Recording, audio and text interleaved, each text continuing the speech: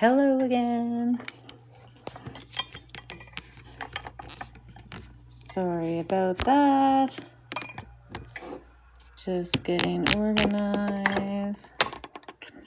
So I'm doing things a little bit different tonight.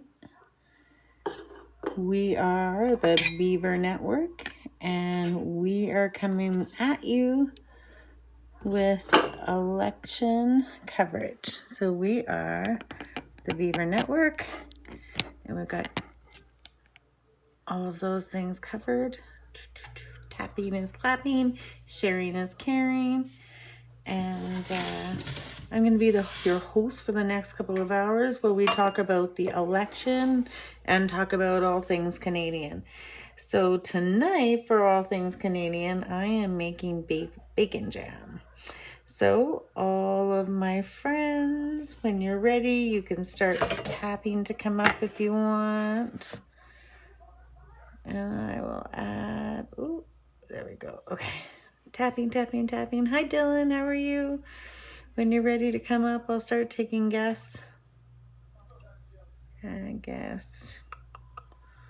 Invite. Dylan. Frontline.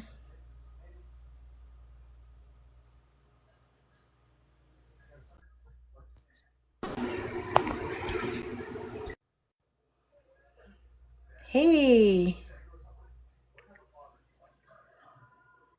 That AI face is hilarious. It makes you look like you're 5 years old. Does it? Cute. Yeah. Good. I actually picked it because I think I made you laugh the last time I put it on too. I haven't used it in a long time. Hello, Dylan. How are you? So I'm making bacon jam tonight. Have you ever had bacon jam?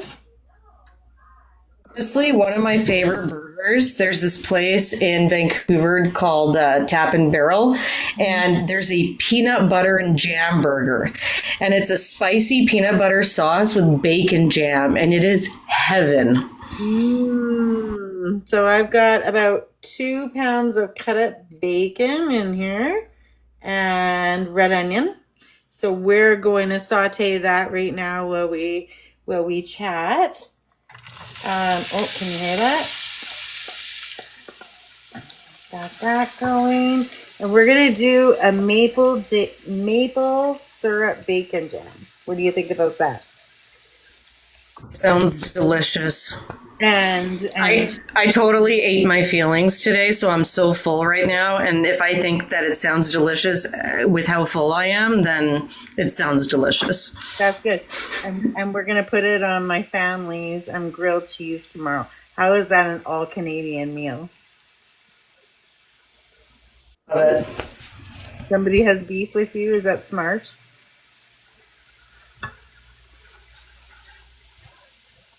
Is that Smarshy in the comments?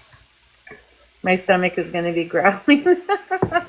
I'm just investigating this salty sweet thing. It's kind of yummy, and who doesn't like something like maple syrupy Canadian? Smarshy, what beef do you have with me? Your video when you're talking like an airhead, oh my god! Oh, that was really good. Oh, the friends only video? Oh my god, this is my boat. I'm like, please stop talking. You know what honestly inspired me to do that is because when we were out that day, there was all these influencers out that were like doing videos of themselves and, you know, being like, oh my God, I'm in beautiful British Columbia. And like, I thought it was so funny because everybody was like on their phones. So I took out my phone and I was like, you know what? I can be one of them too. I love it. It was funny that was like, it's not really a beef, but it's kind of like, oh my god, why are we doing this? Satire. If you didn't catch on, it was total satire. Oh, no, I got that part. I was just like, why did not like no one? When did this happen? Like, That voice inspired a whole other video for me. It was like, that's perfect. I can describe a conversation I just had just like that. It was about, I don't know, 3 or 4 weeks ago. Me and my girlfriend went to a protest, and then after the protest, we're like, you know what? It's sunny, it's beautiful. Let's just enjoy the rest of the day together. Why not, right? So nice. You got to get out and do that.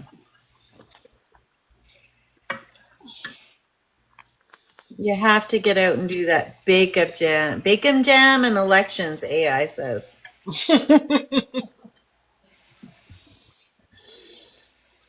So we'll see. And a cookie. And oh, I love when you do your cookie face. You got to work really hard. Should we do cookies face again? Smile. Everybody be cookies. Why? Cookie. Cookie. Do you remember the Cookie Monster song? Cookie. Cookie. It's good enough for me. All together now. Cookie. Cookie, it's good enough for me.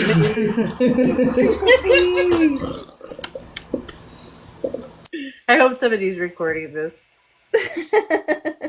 Doc is definitely recording this. This is impressive. Bacon jam and cookies. And politics. And politics. We'll get back there. It was getting pretty hot there. A little spicy earlier. You know, it'd be funny, Miss Radical, is if you were like in some like baking gear, and then we're all here as cookies. With a little flour on your face.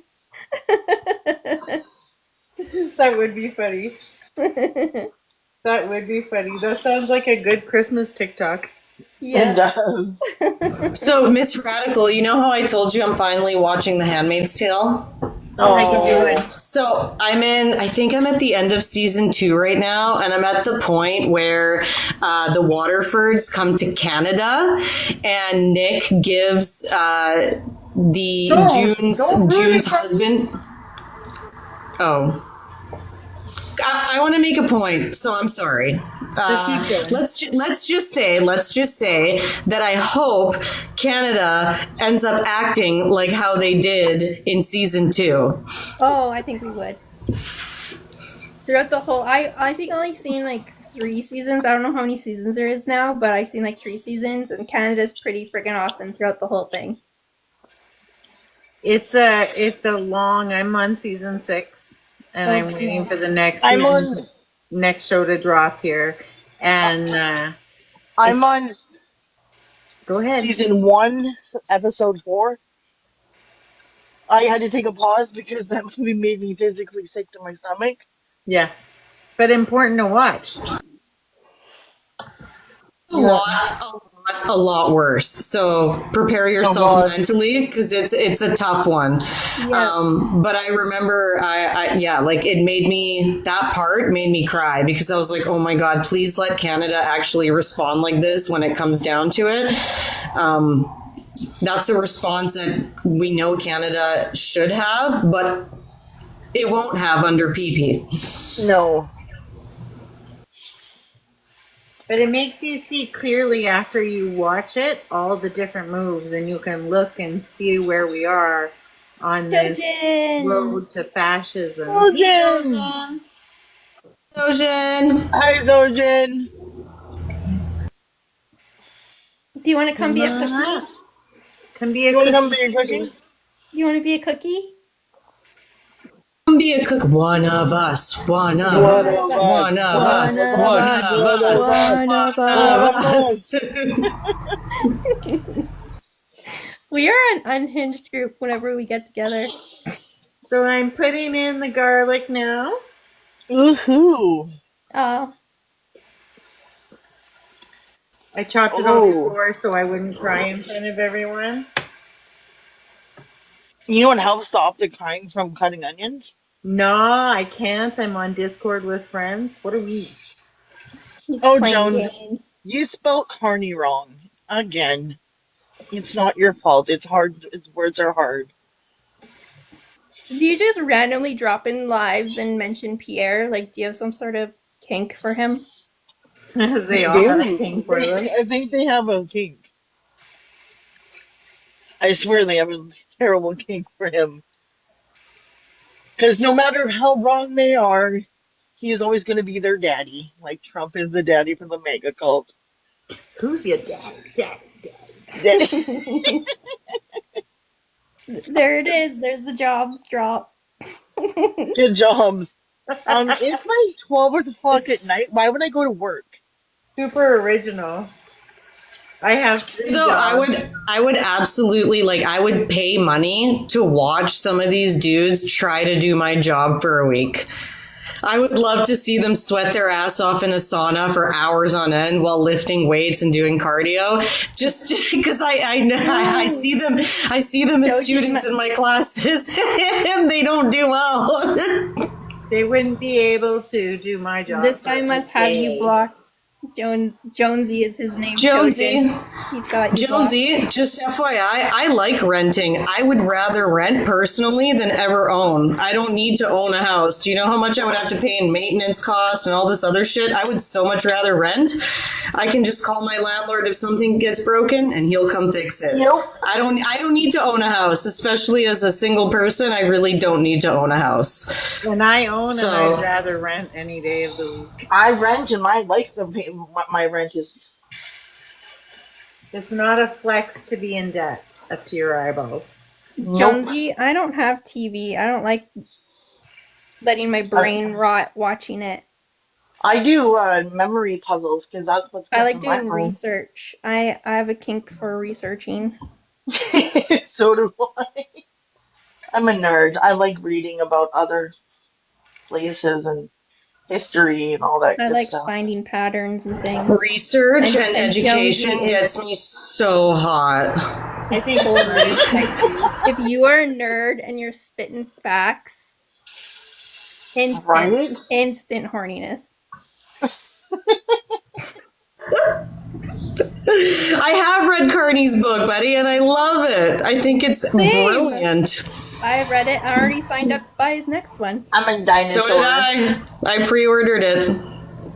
Look, I read it's it. about his daddy or your daddy. honey, if we looked up your dad and compared you to your dad, would you like being compared to your dad? And he doesn't have an original picture, it's an AI. It does look very AI. Marshy's going deep diving. That's okay. We like that. Oh, some comments. Oh, that must have been a bad comment you left. Look up his Who is father. the police Why would I? chief of police? Keep it, please. Yeah. Why would I That's take sure. your picture?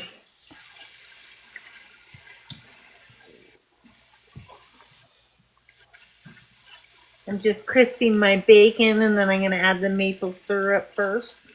Mm. Why would I care about Carney's father? He's not running. That's insane. That is a wild take. Look up his dad.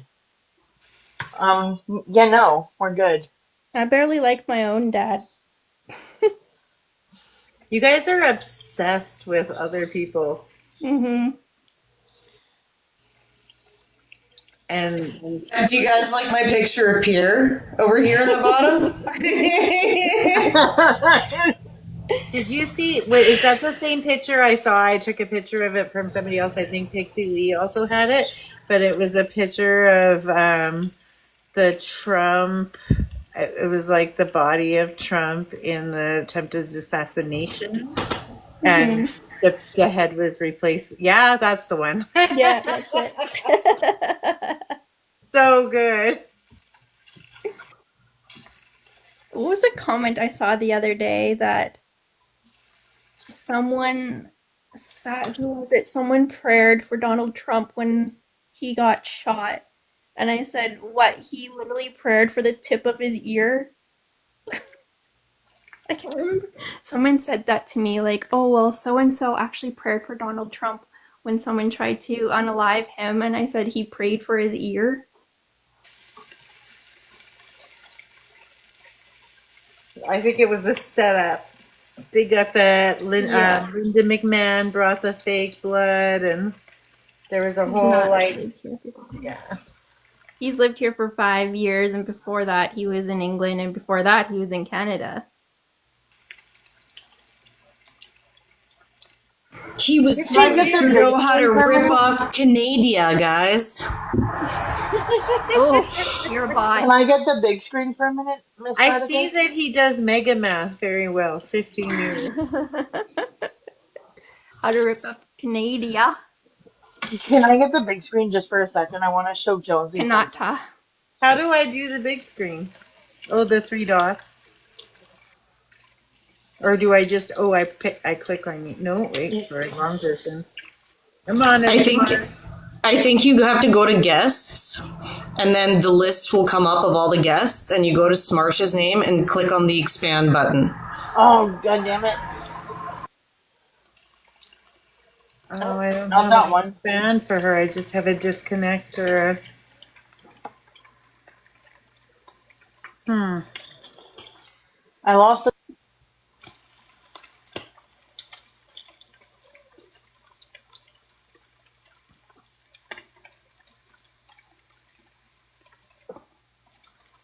Where'd you go? Do, do, do, do. See, the guy on the left is Bob. Bob is the janitor for the Parliament building, and he's got his security clearance. Pierre wants to be prime minister, but he doesn't have his. Be like Bob. Bob is smart. Thank you.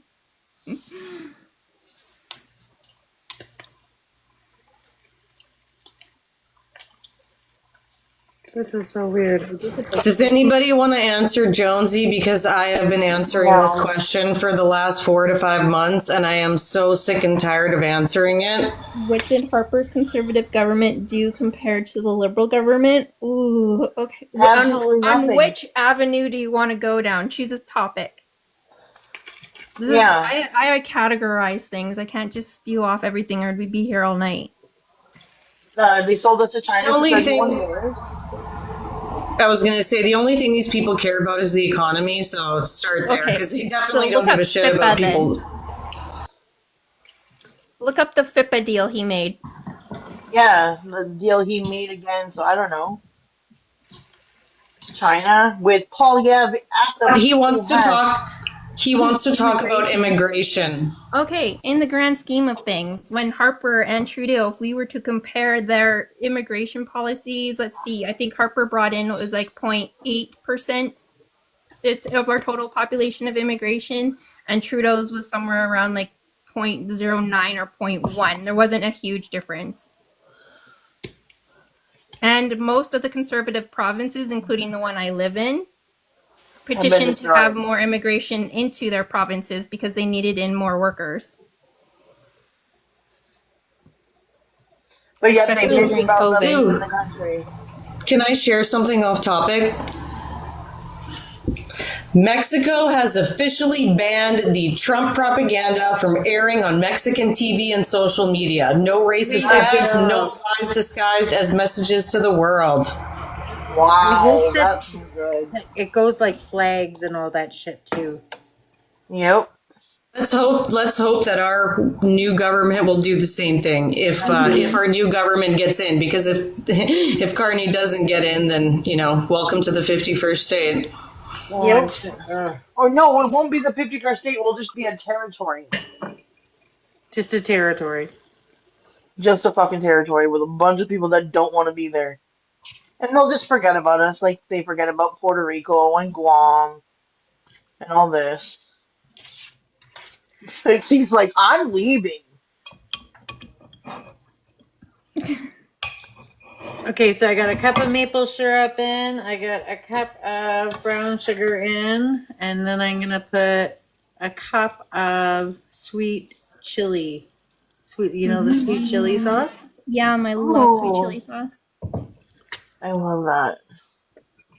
How many batches do you usually make, Miss Radical? It goes really quick in my house. We have 7 people. Okay. So usually the serving makes about 3 kind of small margarine sized containers. Oh, okay. Yeah. But they go quick. You know, So I'll let it go I'm now for a while, and I'm gonna and then I'm gonna reduce it with some apple cider vinegar. ooh. I'm moving in so I can. It's gonna be 8 now. I'll be the ninth.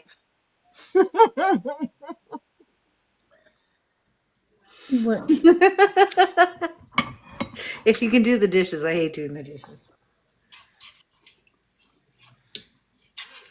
I keep trying to talk Frontline into coming to join my commune, but then she's like, "No, I gotta stay and fight," and yeah. I'm ready. Whenever you are, I'm ready. Because I ain't fucking living in Alberta under Pierre. Fuck that. I mean, I don't want to copy the conservatives that are all like, oh, if Carney wins, I'm going to move. And it's like, no, if Pierre wins, I'm going to stay and fight. Yeah. Yeah. And unfortunately, I don't feel safe enough to fight because it's gonna be. Because what I'm doing is I'm buying when I get my rebate from the last carbon rebate we get, I'm buying a flag and I'm sticking it in my window. It says "fuck Polyev." Dylan, I'll definitely pay you in bacon, Jim. Come on down. I have a dishwasher. Does that count? Sure. I don't mind. Anybody that wants to do the dishes, I'm a happy camper. I don't care. If you want to move to Mexico, I can hook you up with some sweet deals in Puerto Vallarta, so just let me know. I heard But they don't about like that. you. I'm kind of excited. I told my dad that, and our family's talking about calling you. Oh wow! I want to go to Costa Rica. I want to go to Costa. I I want have to the money go. to move there myself, but I can hook you up with people if you have the money to go there yourself. I don't have the money, but sometimes we do, like, as a group, we might all invest in something. Costa But not Rica would be nice. I want to go there to go birding. What's birding? Costa Rica is amazing. I absolutely loved waking up every morning to eggs, plantains, and black beans. It was the best. That's such a good breakfast. Awesome. Birding. I want to go to for me, Jamaica. birding is like just going out and bird watching. Birding. Oh, okay. Like and I like taking that. pictures. I take pictures of birds. Birds are so nice. Mm-hmm.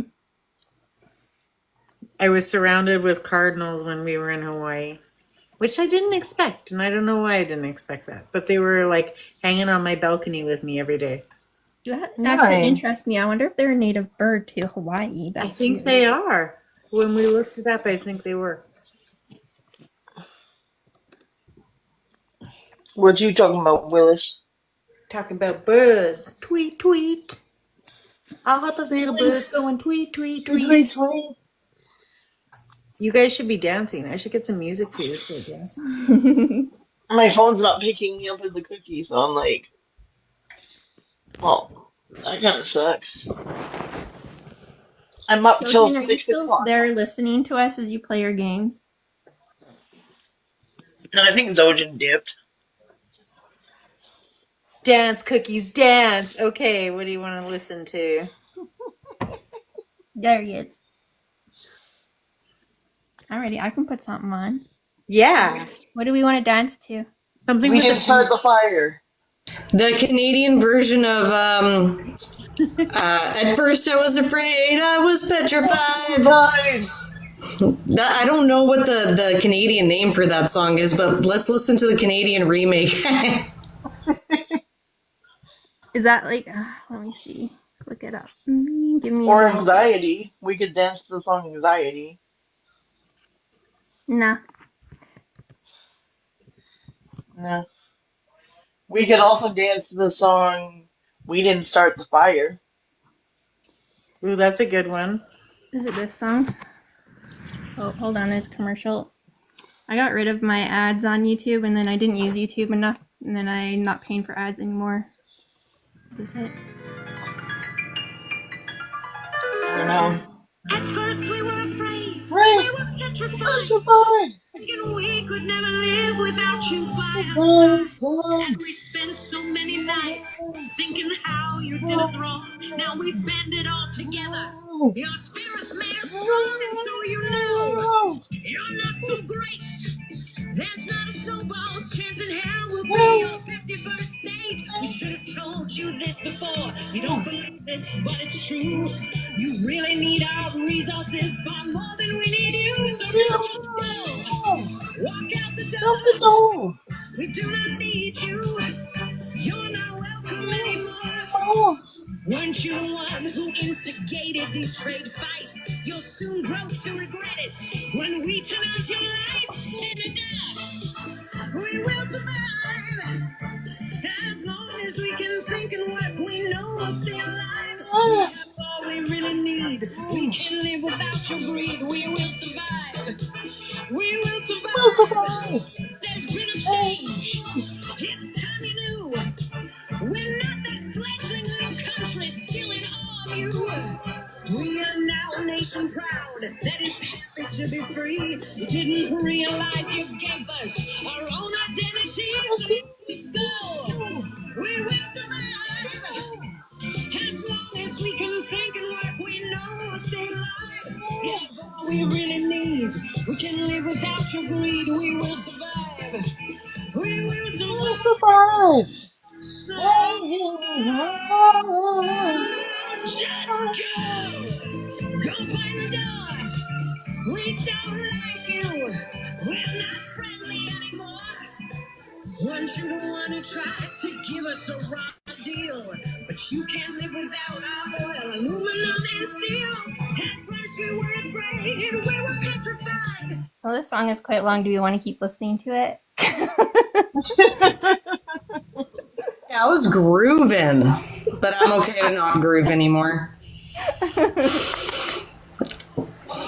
All right. Nope, good song. Here we are. Welcome to the Cookie Club. Cookies, all the cookies. Sorry, it goes on for 4 minutes and 42 seconds. I didn't know if everyone wanted to listen to the whole thing. It's up to you guys. I don't care. I am like half, what's it called? Delirious. I'm half delirious right now. Okay, I'll put I'm the rest delirious. I'm exhausted. on. Okay, I'm here you go. anxious. The rest. Kept thinking we could never live without you by our side. Soon you will realize you didn't have a clue when we sell all our resources to anyone but you. Just so you know, you're not so great. There's not a snowball's chance in hell will be your 51st state. We should have closed our border tight. Should have sent you on your way. We'd have known for just 1 second that you planned to make us face. And now just go. Vacate our space. We do not like you. You're such a great disgrace. Weren't you the one who tried to hurt us till we cried? You think we'd crumble and just lay down and die? He took all the strength we had not to fall apart, just to try to mend the pieces of our broken hearts. We spent so many nights crying softly in our fear. Now we realize that we have nothing left to fear. You hit us hard. You knocked us down, but underestimated the Canada you found. Now we're even pissed and united to the core. We are true Canadians and we'll be forevermore. So just get lost and don't look back. We don't need you. We are giving you the sack. Weren't you the one who tried to hurt us till we cried? Do you think we'd crumble and just lay down and die? When you wake up, you'll realize that without all of our resources, you just couldn't survive. Once you see your foolish trade war would have done far too much harm, then we, the North, will welcome you back with open arms. Till that day, we'll lock our door. You will regret it. You can't win this tariff war. The Canada we love so much will never die. We are proud Canadians. We hold our heads up high. Canada, we will survive. As long as we can think and work, we know we'll stay alive. We have all we I need. We can live without your greed. We will survive. We will survive. We will These are fun. survive. Great jam, everyone. Let's just say something. Now listen to That I don't want to be an American idiot because that's what should be the American anthem for like 4 years. don't wanna be an American idiot. Da-na-na-na-na-na-na-na-na. Oh, that looks so good. And it's sweet and spicy. It's so good. Yum. Yum. What do you Okay, put I'm it on gonna anyway? just send me your addresses, and I'm gonna make everybody some a little bit each time I make it for everyone. Okay, definitely will. I'm gonna snack on some green cauliflower over here. That's why you're skinny and I'm fat. I call myself skinny, but I'll take it. I used to be a bodybuilder, so now that I'm like injured and not as in shape as I was, it's like I have a lot of like body dysmorphia from being in the fitness industry for so long. When I look at myself, I'm like, oh god. But I'll get back there. I actually just ordered myself a piece of equipment that I really, really needed so that I don't need to go to the gym just for 10 minutes because I have most of my equipment at home. So I finally got a back extension machine so I can strengthen my erectors. And I'm super excited about that because that's the one exercise I need to do in order to make sure that my injury doesn't put me in a wheelchair. That's awesome. Ooh. Very cool. Yeah, because I'm missing 2 discs in my back basically. So I have my L5S1 is gone and my L4 L5 is gone. So that's what I live with every day. And I still kind of manage, like I still teach, I still work out a lot, but it's not the same as it used to be. I used to work out like 9 hours a day back in the day because I was a triathlete as well. So that requires hours and hours of cardio. And I'm hoping that's one of my big life goals is that before I'm not here anymore, I will recover myself to the point where I can do at least one more triathlon before I go. And it won't be an Olympic, it won't be a Ironman distance. I'm probably just going to shoot for Olympic distance. But, yeah, that's one of my big goals in life. So, and if I can do that with my injury, then I'm going to write a book about it. That's That'd be very awesome. cool. Very, very That would cool. be a Oh, I looked up cardinals aren't native to Hawaii. They were introduced in 1929. Oh, thanks for the input. Yeah, I was fascinated by that. They were all on our balcony all over the place. It was amazing. Crazy. I quite enjoyed them. Treaty says she can't sleep. Oh man. tree. Just missed the cookies. Did you wish the dancing cookies? You're on Do you want to Alberta. come up and be a cookie? You don't have to sleep. I mean, you can just drink an insane amount of coffee tomorrow. I've done that. Get a coffee with Java in it. With Relying on my air conditioning in my car to keep me awake while I'm driving. Do you want me to go no. outside and set a fire in my fire pit and we'll do ASMR?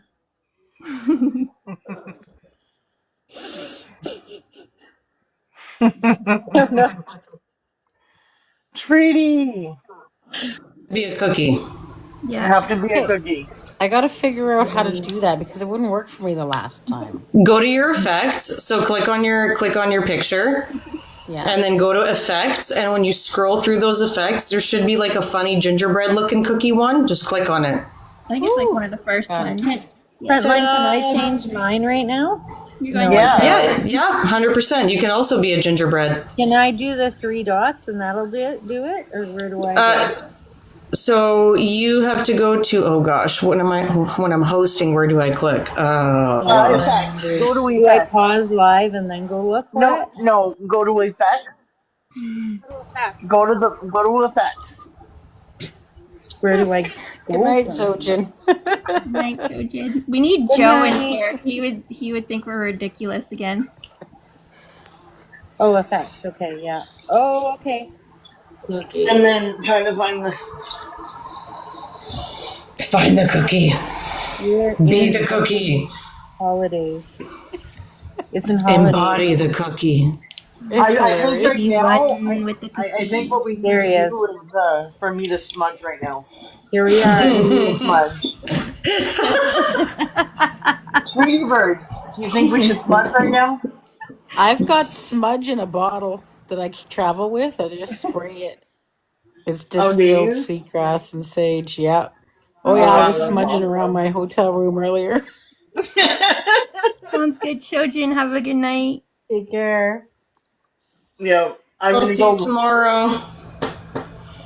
Bye, Zojin. See you later, Zojin. We don't say goodbye. I was in a live and I started whistling and I was outside and I'm like, why am I whistling at night? Like, I should not be doing this. I feel like we should do like Eye of the Tiger or something for the liberals. No? Dancing Gingers? Mm-hmm. Oh, I'll put my TV on and I can play the music for you guys because Okay. that is like my favorite thing to do. If I could find the goddamn remote, that would be great. Everything is all over the place. So I Not just where took it the should bacon be. jam off after reducing it, and now it's cooling, and then I can put it in a container, and it takes a week. You can keep it in your fridge, and you can heat it up. Okay, this What did is you not make? cool. Bacon jam. Bacon jam. What the heck is bacon jam? Bacon flavored jam. It's bacon with red sautéed onions, and then what did we do here? Maple syrup, like a cup of maple syrup, a cup of brown sugar, and then that like sweet chili sauce. Yeah. I mix that in with some cayenne pepper, and then I reduced it with apple cider. Okay, I can't find my remote to my TV at all. This is I'll make you alarming. some if you come visit me this summer.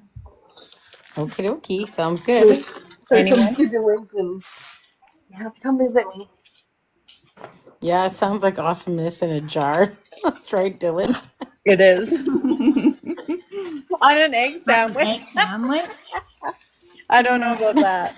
used to make No. that.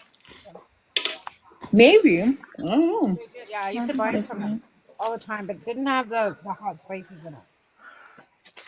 The bacon jam? They aren't making it anymore, but that's when I first had it. It was, yeah, what's for dinner or whatever. I'm telling her. I put a little bit more cayenne in this time. I can really taste it. But yeah. What in the? I'm losing my Does it mind get- over here. Does it get spicier the longer it sits, though, because of the cayenne? I think so. It's Yeah. got that sweet taste in the beginning, and then it just kind of Yeah. settles, and I'm like, ooh. Like a chili. Yeah, I love that surprise. The chili that just keeps kicking. It's so good. Spicy. What happened to all our toxic commenters? I don't know. We kind of really threw them off, I think, with the bacon There's jam. another live going right now where it's this woman and it says she's from the States and it said something about men and we don't need you and she's got a bunch of toxic incels and I was watching it before I came in here. It's pretty funny. But they had a couple guys. Were you watching Miss Andre? Maybe that's who it was. But yeah. Does she have a background that says it's all men and then she just lets men come up and just talk? Well, and then it says we don't need you underneath it. And then she's got a couple other guests up right now, and they had this guy come up, and he was just like ridiculous. But yeah, they let guys come up and ask questions as to why they don't think they need men, and they just trashed them. It was pretty funny. Oh, I want to join some of those. Those sound fun. Those are tonight. They're over there getting bashed around because the worse you treat them, the better they like it. They've got a king for that or something.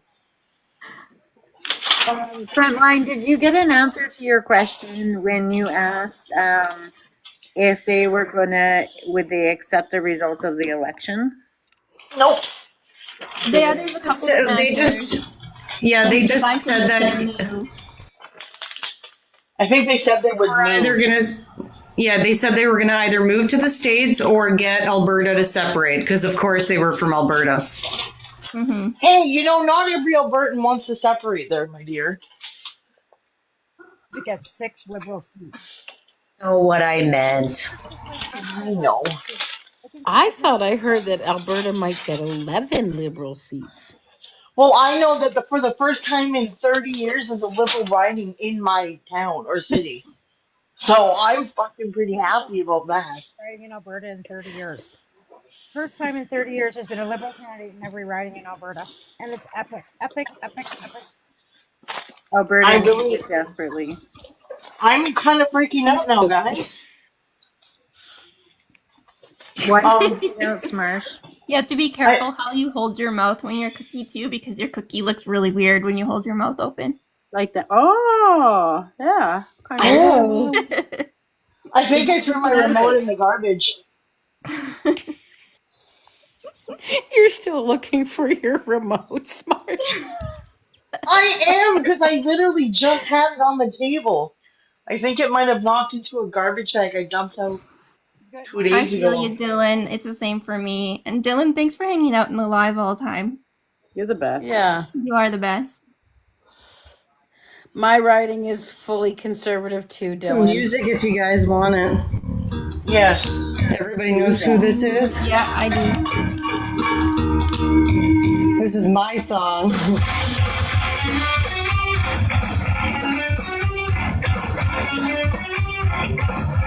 My neighbors are gonna hate me.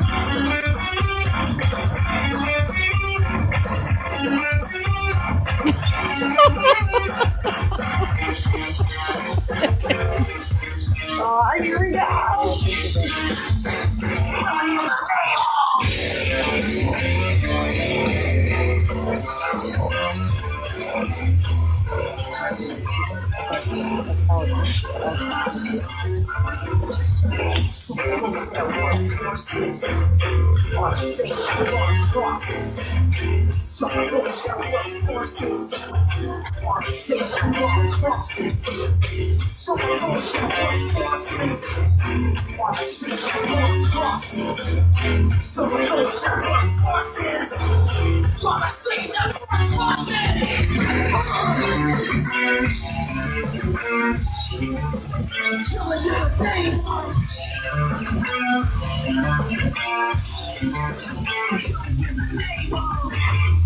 You do what they told you. Now you do what they told you. Now you do what they told you.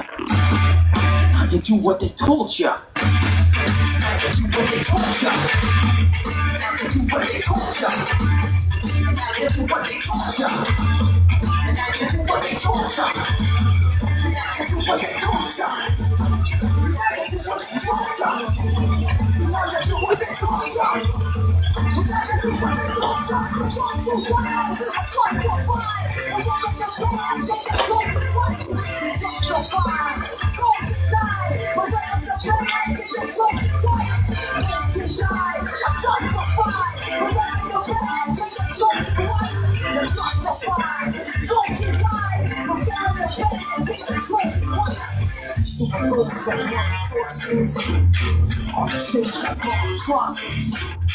So I don't send more forces.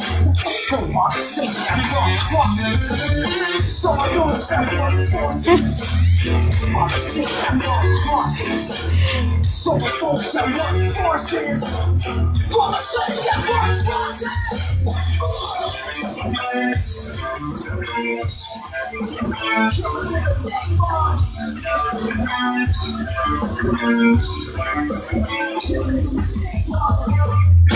You do what they told you. Now you do what they told you. Now you do what they told you. Now you do what they told you. Now you do what they told you. Now you do what they told you. Now you do what they told you. Now you do what they told you. Now you do what they told you. Now you do what they told you. Now you do what they told you. Now you do what they told you.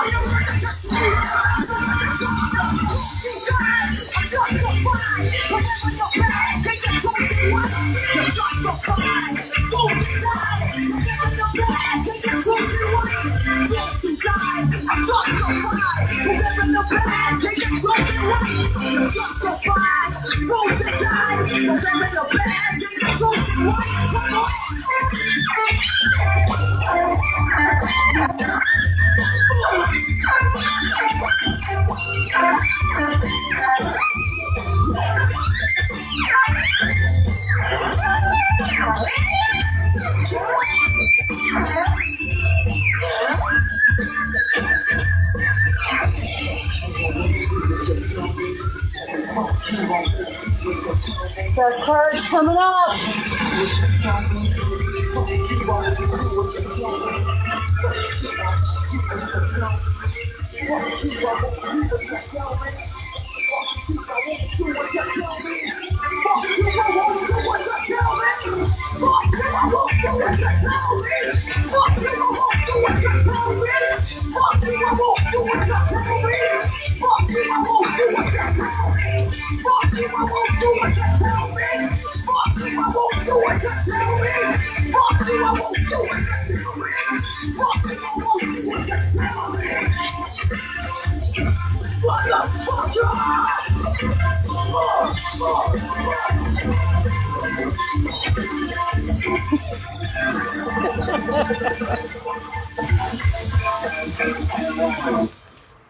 That was good. Well, that's I had fun.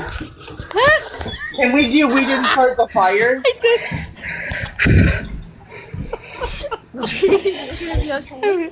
I was just thinking, can you imagine people that are just scrolling into this? Oh my god, that's hilarious. Just a bunch of gingerbreads rocking out to Rage Against. Oh my god, I love Rage Against the Machine. I am so glad that like I still grew up in that time where like when we were in high school, we used to go to punk and rock shows and like mosh pit and crowd surf, and man, I don't know if like the youngins get to do that as much as we did. Like back in the day, they used to do it in like local communities and like gymnasiums and stuff where they would put concerts together all the time. Like, oh, I'm so glad that I got to experience that when I was growing up. The music scene sucks where I'm at, so they don't like Alberta's music scene. Like it's more liberal in Edmonton area. I'm in southern Alberta, but the music scene down in southern Alberta isn't that good. It really sucks for any culture and arts. It's not good at all. It's like hillbilly shit music. I'm sorry. Good rock. You know, they don't do live bands, unfortunately. It costs too much money. The one good band that came to our city was Eiffel Tower, or Eiffel 65. And then the day of the concert, they like got the lead singer got strep throat, so the concert was canceled. Obviously. Nickelback. Nickelback, yeah.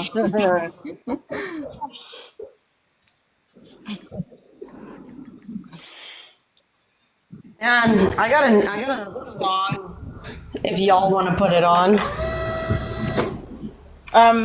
Put on We Didn't Start the Fire. And then after that, put Fucked Up by Macklemore. Yeah. Hey, Frontline. I saw Rage at Woodstock 99. What? That's amazing. Epic. I went there to see the hip. Benjamin wants to be a gingerbread man. Gingerbreed man. What's a gingerbread? Breed man? A breed man. Gingerbread. Breed man. Like a Métis?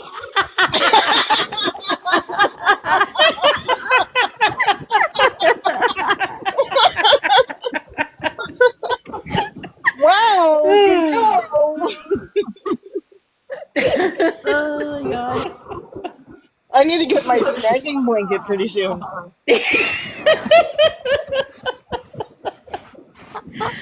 Yeah. Ready to snag. Ready to snake. Oh my God, it's 3 o'clock in the morning here. What am I gonna do? I don't know. It's almost 1 o'clock here. You're gonna be drinking the gingerbread mint. Gingerbread Right? mint. Honest, I was honestly so tired earlier, and then I got on this live with you guys, and you just all like breathed life into me because we started having fun together, and I just want to thank you guys for that. I want to thank you for that too. I took a 2 hour nap. I said I'd be back up. I'm gonna take a 2 hour nap. I laid down at 9. I got up at 11. Came back because that first live with Zen.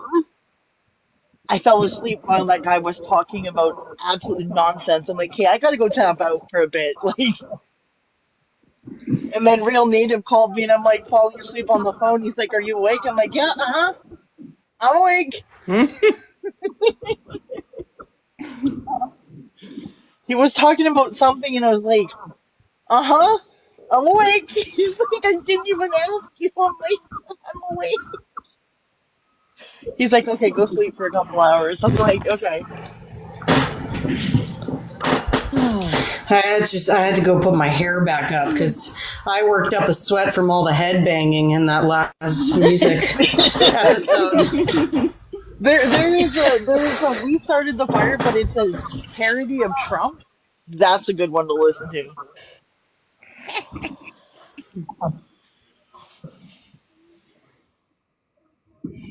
Over that one's hilarious too. The Hofstad, yeah, that one's Yeah, pretty good. that's a good one. I've been playing it like in between my yoga classes. So when I'm teaching like fitness or yoga, I always play it in between while I'm cleaning up the room so I can make sure that everybody hears it. I like Callum's latest song too about like dissecting the Harper government. That one's good. Oh, really? Mhm. I ended up paying $1,500 a month childcare for 2 kids. That's insane. That was normal. That was like, before he had the government, it was like you were paying 300, 200 kind of thing. Yeah. There. When he took over, childcare went sky high, and we were at I was at $1,500 a month, and I had to end up giving my job up because it wasn't That's why worth it it. didn't work for 30 And that's what he was trying to do, I swear.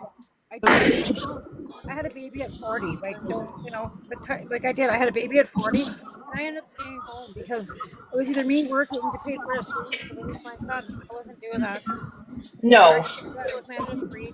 I had no choice. I was a single mom, but I got subsidized, and it was still $90 a month per kid.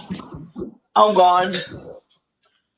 He did that because the previous Liberal government was going to implement a child credits and stuff like that. He changed everything like the Conservatives did, and then you guys got like $100 a month or something like that.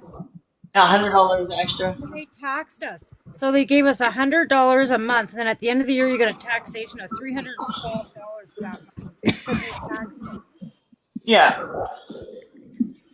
I remember with my childcare subsidy, I was still paying like 3 something a month.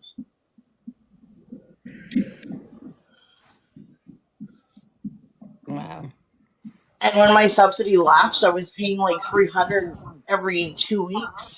So I was a single mom with 3 kids back then, and $1,058 all a single parent with 3 kids was allowed to take home welfare. Wow. Working a full-time job, making $6 an hour, living in low-income housing in Lethbridge, Alberta, and only being trapped in that $1,058. I still had to jump through hoops to get that $300 from welfare that would pay my rent, because my rent was then subsidized too. I was paying like $370 a month for a 3-bedroom condo housing projects in Lethbridge, and then it was paying like $90 per kid for childcare for the kids, right? And that was like for after-school programs for 2 of them, and then full-time daycare for the youngest one. So, because 2 of them were in school too, right? I was working full-time at a trucking company in Lethbridge, but I was still charging that $1,058 a month, and if I made anything more, I just didn't get it. It sucks. It keeps people in poverty all the time. This is funny. sorry to change the topic, but this straight pride flag, it looks gay AF. What? Wow. That's a straight pride flag? Oh my god. Is this for real? I don't know, I was trying to look it up and I don't know. Oh, I think it's real. Yeah. It doesn't surprise me, really. They- Is anyone else having a hard time hearing Pixie? She's super muffled.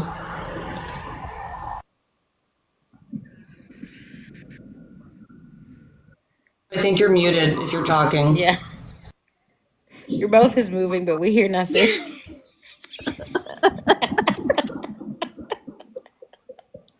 Wow.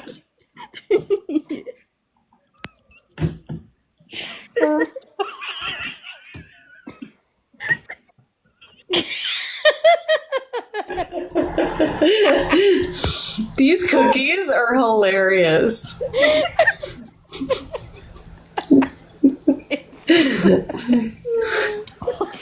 Anybody scrolling into this must be like, what the hell am I looking at?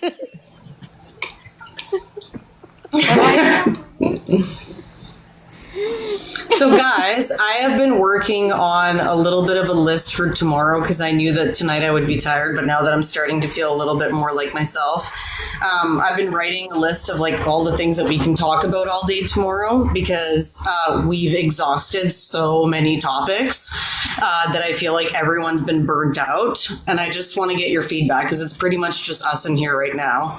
Yeah. So I have some deep discussion topics. I also decided to make a little segment for like fun games, some light feel-good topics for when we need to take breaks, and then an emergency backup list for when everybody's getting tired. So you muted. Oh, I think I accidentally hit a button. Just muted me? Was I that boring already? The gingerbread man does not believe in the jelly bean rights. Okay. Sorry. That was random as fuck. Beans for breakfast. Yes, we do. Especially Pixie. Frontline. Hotline, come on. Come back, Frontline. All right. I'm giving everybody some time. Can you hear me? Can y'all hear me? Yeah. Can you hear me? Okay. Yes, Yeah. we can hear you, Mrs. Radical. Finally. And Frontline, So she's please still- don't tell me Bill C-69's on your list. No, it's definitely not on my list. Oh my god. The carbon tax is also not on my list. Is the Immigration is not on my list. is the lost 9 Muslim years on your list? No. Boots, not suits is also not on my list. Bringing back plastic straws is not on my list. Woke ideology is not on my list. The notwithstanding clause is not on my list. What was it? The no new project bill? Yeah, that's the C-16. That's Bill C-69, yeah. Yeah, we may as well bring it up. He has 3 different names for it. I know. Yeah, he calls it the no new pipeline bill, which like is not what it is in any way, shape, or form. He took pipeline out of it. He made it a no new project bill. Oh my okay. god. That makes so much fucking sense, right? Okay, so my first question that we can deep dive into is what's going to be our first priority if the Liberals win? Then the next one is going to be if we lose, then how do we build back and how do we unite? The other one is going to be what is one progressive policy that you wish more people knew about? How do we prevent burnout in activism after elections? Because that's another important one. Yeah. Then I thought it would be fun if we start asking the panel things like, if you could write one new law tomorrow, what would it be? What's the biggest political lie that you ever believed? And that's going to be an interesting one. Yeah. What's a small everyday thing that people can do to fight for justice? How can we better reach the rural communities in this country?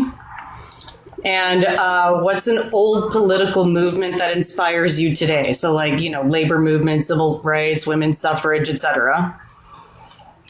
For games, I put down progressive trivia. So like making up questions about social movements, history, recent events. And then we can maybe get like the guests to donate like a rose or something to whoever gets a question right. Then I have progressive bingo, but that's going to be harder because I need to like really prepare for that in the first half of the day. So I don't know if I'm going to finishing that. We could do a meme battle so everybody can use their screens to put up hilarious memes. I think that one would be fun. That one would be fun. That one would be amazing. Yeah, 2 truths and a lie, the political edition. That one would be pretty easy, but we can ask people in the comments. Hot takes lightning round. So each person would have 30 seconds to give a hot political take. That'd be spicy. Right? That's what I thought. And then if you were prime minister for a day, so everybody would answer what they would do if they were given power for a day. Feel good topics. I have favorite protest signs that we've been seeing from down south. What gives you hope about the next generation? Which activist or historical figure would you have dinner with if you could? What are some of the best political movies, documentary, or shows that you think people should watch? I think that can be a really good one. And then we could also do the same thing, but with books. And then for emergency backup, I just added this one to the list, but music break. I like that. Open mic. So like this is like letting random people come up and letting them rant for a full 3 minutes. And then this would be a really tricky one, and it could be kind of controversial, but a progressive would you rather. So it's like, would you rather have free healthcare but no free university, or free university but no free healthcare? Just to mix it up. Yeah, I like that. And then we could also do some like silent solidarity moments where I can lead people through like really small meditations so that we can ground ourselves throughout the day as we're awaiting the results. Yeah. That's what I got so far. I like anything else between that and like dance breaks. I think those are really good because I think like getting people's idea and their anxieties off of waiting for the results is a good idea. That is definitely a good idea.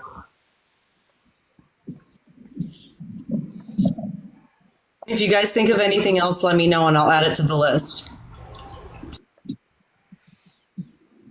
I think you got all really, really, really good ideas. I can't even think of what Yeah. I'm gonna do tomorrow. I have to go to the dentist. I just got another idea, which I'm going to put in.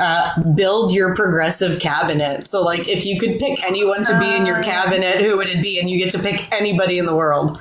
Charlie Angus would definitely be on my cabinet. I'll tell you that right now. Who would be the first person you got rid of from the cabinet? Polyev. PP.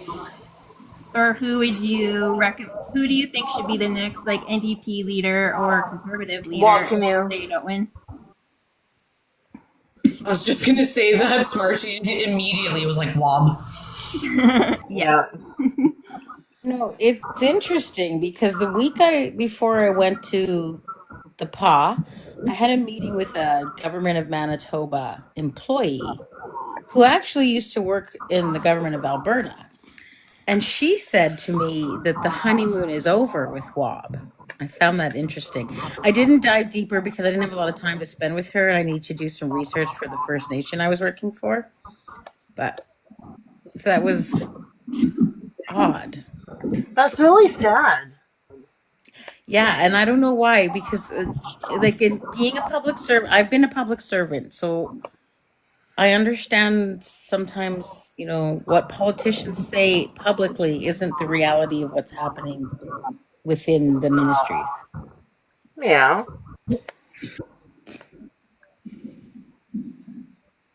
But Wow. I like Wab Kinew too. He is a good person. He beats Marlena.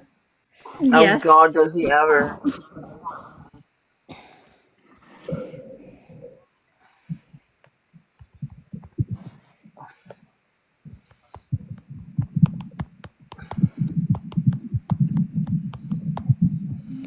Birdie's like lighting up. Oh no! Wasn't bird. It was birds lighting up. I can hear click, click, click, click, click, click, click. Why would you? Sorry. Why Do would you mind you? if I just comment back to this surf ski person? Yeah, go for it. So these expansion projects are called loops. And what a lateral loop is in a pipeline is when they parallel existing lines that are already there. So they use the existing right of ways of other pipelines so that they reduce their impacts. And these are things that come out of legislation such as Bill C-69, so that proponents such as NGTL or TC Energy actually are minimizing their impacts on the land.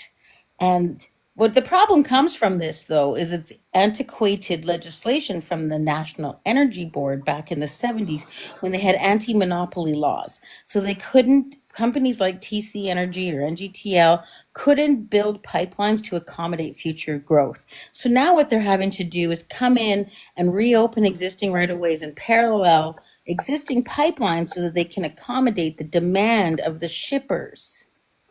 So Oh, these are new builds. They might be because just because they're called expansions doesn't mean that it's not a new project. These both the Edson Mainline project, the NGTL 2021 and the NGTL 2024 were 48-inch pipe. That is huge pipe transporting natural gas all over Alberta. The Trans Mountain Pipeline was another 48-inch line that went from Edmonton all the way to is it Kitimat? And so there's hundreds of kilometers of pipe that was brand new, built under C-69. Imagine that. Yep. It's so baffling to me that this has become such an issue. I worked in road engineering for like 9 years, and like we had to do environmental stuff and consultations and environmental impacts, but roads still got freaking built all the time. And people complain about the construction all during summer months in Alberta. Roads were yep. still being built. We still did all of the regulated stuff that the bills ask for and the rules ask for. And I don't know why Right? there's such a hard on for this bill C-69. I really do not. I have another juicy project that was approved under C-69. So this one falls under the regulatory framework set out by the Impact Assessment Act, which was also revised under Bill C-69. The government of Alberta proposed what's called the Springbank Dry Reservoir. And this dry reservoir is designed to capture floodwaters should there be another flood event like there was in 2013 in Calgary. And this would prevent all of that infrastructure damage that occurred due to that flood by diverting floodwaters into this open field. And the beauty of this is that Alberta refused to and still refuses to acknowledge that Métis living south of Morningside, which is between Red Deer and Pinoka, that any Métis living south of Morningside do not have rights because they actually wanted this case called the Hersecorn case. But that's another topic altogether, but leads to the reason why Alberta stands firm that no Métis have rights south of Red Deer, basically. So the government of Canada forced Alberta to consult the Métis in Calgary and in southern Alberta. So this was like beautiful outcome. But anyways, under the Impact Assessment Act, the Springbank Dry Reservoir was also approved and is under construction and should be operating shortly. Mm-hmm. Like this is ridiculous. I wish that the Liberal government would actually get out and start listing the projects that have been approved as well. I know. You're a wealth of knowledge, and I appreciate everything that you talk about. I learned so Oh, much. I do. I love Pretty Bird. She gives me knowledge and gives me hope. Well, thank you, and likewise, I learned from all of you too. It's just this is what I do, right? So I've been Yeah. involved in all these projects. I was going to say this whole conversation, though, does bring me back to one topic that I really feel like the Liberals really need to get right this time if they do get elected, because the one thing that I think that really went wrong was that they weren't good at their messaging. Agreed, 100%. Totally. Mr. Radical, you said is your mic not working? Oh, your mic won't work. That's weird. Or do you have your headphones on? Try to take them off and just use the audio from TikTok.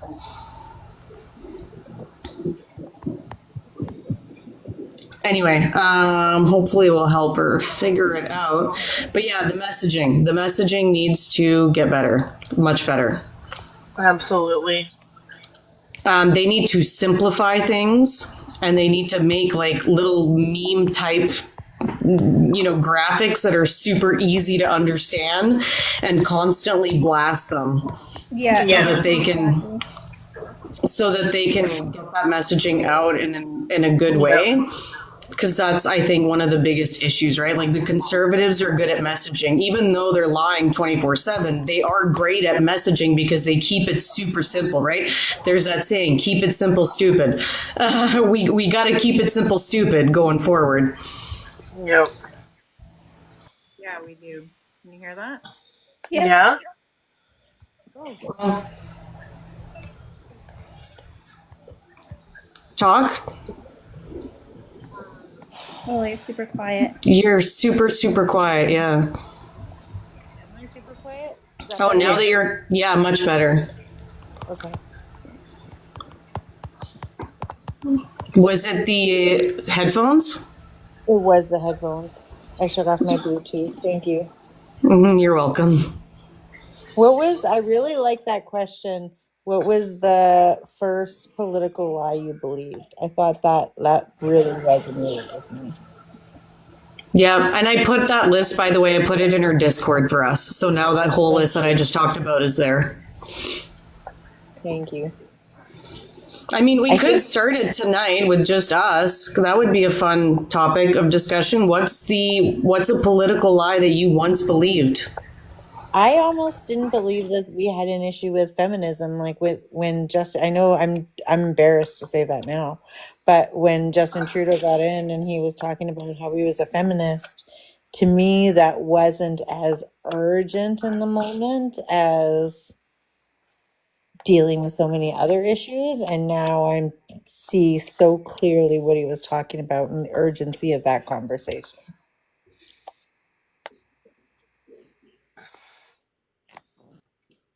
Anybody else want to share? I'm trying to think of ones like.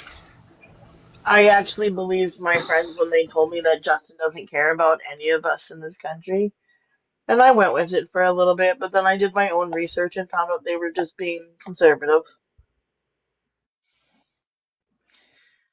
and not understanding anything. So I did my own research and I'm good now. I have a controversial one, though, because a lot of even progressives still believe this is true. So I think mine's a little controversial. Go for it. Go for it. I'd like to hear it. 9/11. What about it? That it was 110% planned by Americans and done by Oh, it Americans was. to their own Absolutely. people. But I don't know about that. I mean, I don't know if it was done to them or if it's something that, or if they did it to themselves, was. or if they just used that tragedy for more money and more corruption. No, it was That's still absolutely 100%. Again, though, I that's why I said it's controversial, because I don't fully 110% believe it anymore. I don't. Oh, I think believe that. I think I have one is that paying less taxes was better for me and for everyone. That's probably the only thing I can think of is like, oh, the less taxes you pay, the better you're off. But knowing what I know now, I would rather pay taxes and people have more. Right. I think another one for me was that Harper was actually a good person, and he's really not. Oh, Yeah. I knew he 'Cause, was evil. well, no, but like I didn't really get into politics until 2020. Yeah. So I'm only over the last 5 years have I been able to see everything that people told me because my uncle made Harper out to be this wonderful person, wonderful human, and I look at my uncle now and I'm like, you're a fucking liar. He is not a good person. And like I said, when he came over to fix my dishwasher stand, he was sitting there talking with me about Pierre Elliott Trudeau, and I was like, you can't blame him for something that happened off control, out of his control. Like it's an act of Mother Nature or something. And he's like, yeah, but it was still sad that he took a photo op. And I said, yeah, but your Conservative Party sold us to China for 31 years. He's like, no, they didn't. I'm like, Uncle, they do. There's reports saying that he did. Oh, you're listening to liberal news? And I said, no, I'm not. I'm listening to the facts. But he's such a staunch conservative, he won't listen to anything I say. My dad's like, don't talk politics with your uncle anymore. He's phoning my mom and dad, telling him that I'm yelling at him, and I'm like, I'm not yelling at you. I'm just trying to get you to see my point of view is factual. Yeah, that's one thing that my uncle and I don't talk about anymore. Who's up here that isn't a cookie? Good, Liam? Is it? Yep. Liam, why aren't you saying anything? It's me. Liam, What's up? you don't want to join the cookie club? How come you don't want to be a cookie? I'm not allowed to be a cookie. It says Why? I'm not allowed to. What? You were allowed to be a cookie. Oh, it's because you can't use your camera yet. Yeah, I don't have live access Yeah. because I chose to not have any followers. Oh. Yeah. That's okay. Keep you a little safer not having followers. Your profile picture looks like you're commanding all of us cookies. Yep. You can be the commander of the cookies. Since I'm watching The Handmaid's Tale, I can't handle the word commander anymore. It like gives me the ick Yep. right away. The Right. second I hear it, I'm just thinking about that scene where actually, you know what? I don't think I can say about that scene on this live without the live being in trouble. So, yeah. But what he did to his own wife. Yeah. Oh, yeah. Yeah. I'm glad. Actually, never mind. I'm not gonna spoil it. There's moments of redemption and so many highs and lows in that story. Oh, absolutely. Definitely different from the book. Like the book is the book and it's got the basics of what happened, but because the show is so long and dragged out, they added so many nuances. It's quite brilliant what they did. Like that show is a work of art. The cinematography, the acting, I mean, it is just brilliant. Yeah. I think I'm gonna get that tattoo, like "Don't let the bastards get you down" tattooed on my wrist. Oh my god, that would be hilarious. Serious. That's so profound for me now when I think about it. I want to get a tattoo, but I've never gotten one, so I'm like, 15 grand for my next one. So if we could all just start donating, that would be great. Because there's no way I'm going to afford it anytime soon. So, I need to finish my sleeve. yeah, I need 15 grand for my back. Why 15 grand? Because that's how much my back piece is going to cost. Oh God. Yeah. Well, if I had 15 Yeah. grand, I would give it to you, but I do not. So. Yeah, it's okay. If I had 15 G's, I'd give it to you too. But I guess I gotta talk to that government about that money I'm owed. So Yeah. there's that. when you get your 150,000, can I have 15 of it, please? Yeah, definitely. I'll get right on that because I'll just get right on that. Oh my I think goodness. I think I owe my mom like half of that money. But She won't charge you interest. Moms usually don't. I'll just throw her 5 G's and she'll be happy. There you go. You're like, go buy yourself a new bathtub. You need one. What's the biggest hope you can think for after the election? That people start waking up and realizing that Pierre is a piece of shit. I don't think that's going to happen necessarily. I think it's going to be a lot of chaos after the election, no matter what. But I hope, my hope is that the United States is going to go deeper and deeper into fascism, and more outrageous things are going to happen. They're going to see the media being shut down because they're suing CNN, they're suing MSNBC, they're suing so many different journalists. So all of a sudden, we're going to see things get really bad, and then all of a sudden, we're going to be shut off from finding out what's really happening. And I think that's going to scare the living crap out of people. And I think some people are going to wake up at that point, because at the end of the day, like, there was a lot of Canadians that woke up because of what's happening down south, but there's a lot of them that are just not, either they're not paying attention or they think that Trump is still doing something good. It's because they haven't felt it here in their own lives. But I think that once their friends start being affected and once the MAGA Republicans start actually waking up, that might cause a shift. I actually hope that the people that want to go live in the United States do, and they come back and they're like, we shouldn't have moved. I'm like, well, you did, so now you're stuck down there. Do you know what I hope for? I hope that when Carney, if he becomes prime minister and the things he starts doing, I hope that the people who voted conservative will start seeing how his policies and the things that he's doing for the country are actually benefiting them and are helping them. I hope, like, I don't want to hope the worst for people. I want to hope that they see that it is beneficial to have Mark Carney's government. I want to be as optimistic, but I'm not. Because, like, Trudeau did a lot of good things for these people and they couldn't recognize it. So I don't see how it's going to be any different. I feel like they're just going to become more emboldened. They're going to use every little hiccup to, do a smear campaign. They're going to do the same thing they did to Trudeau. I don't think it matters what he does. I think they're going to complain. That's very true.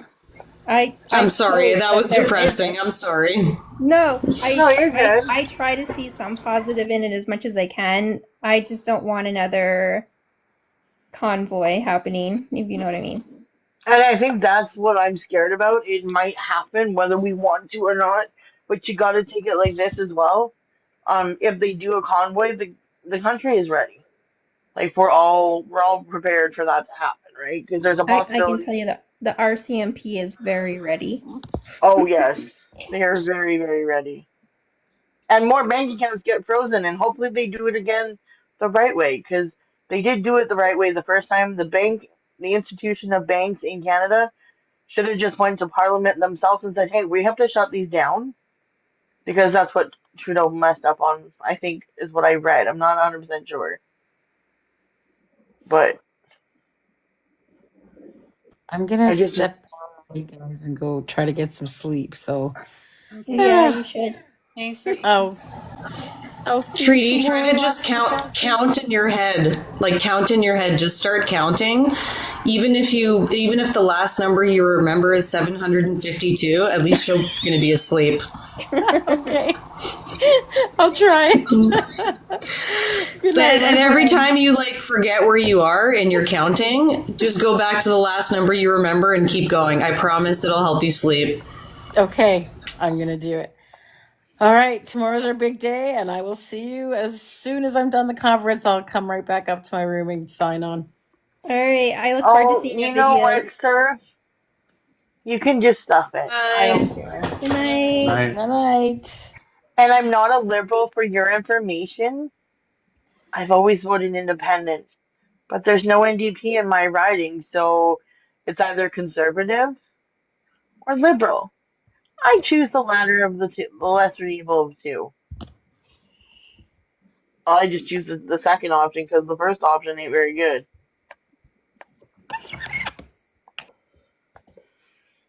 I love how he says I'm a conservative. I'm a liberal that no one listens to and then tells me to calm down.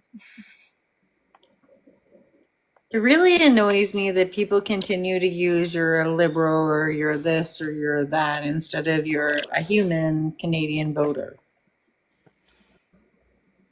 I had one of my Substack articles actually go pretty viral the other day. I wrote a really big article on the far right extremism rise in Canada and our roots and how we got here and stuff like that. And I had somebody in the comments call me a what was it? Woke libtard lesbian. What? A woke libtard lesbian. That's what I got called.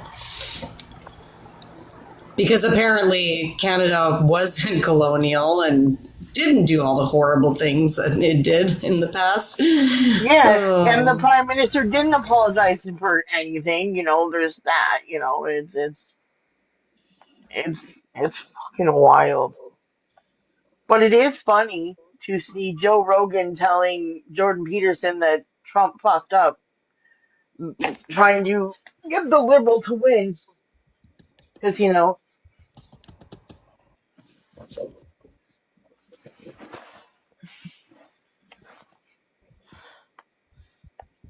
oh my god.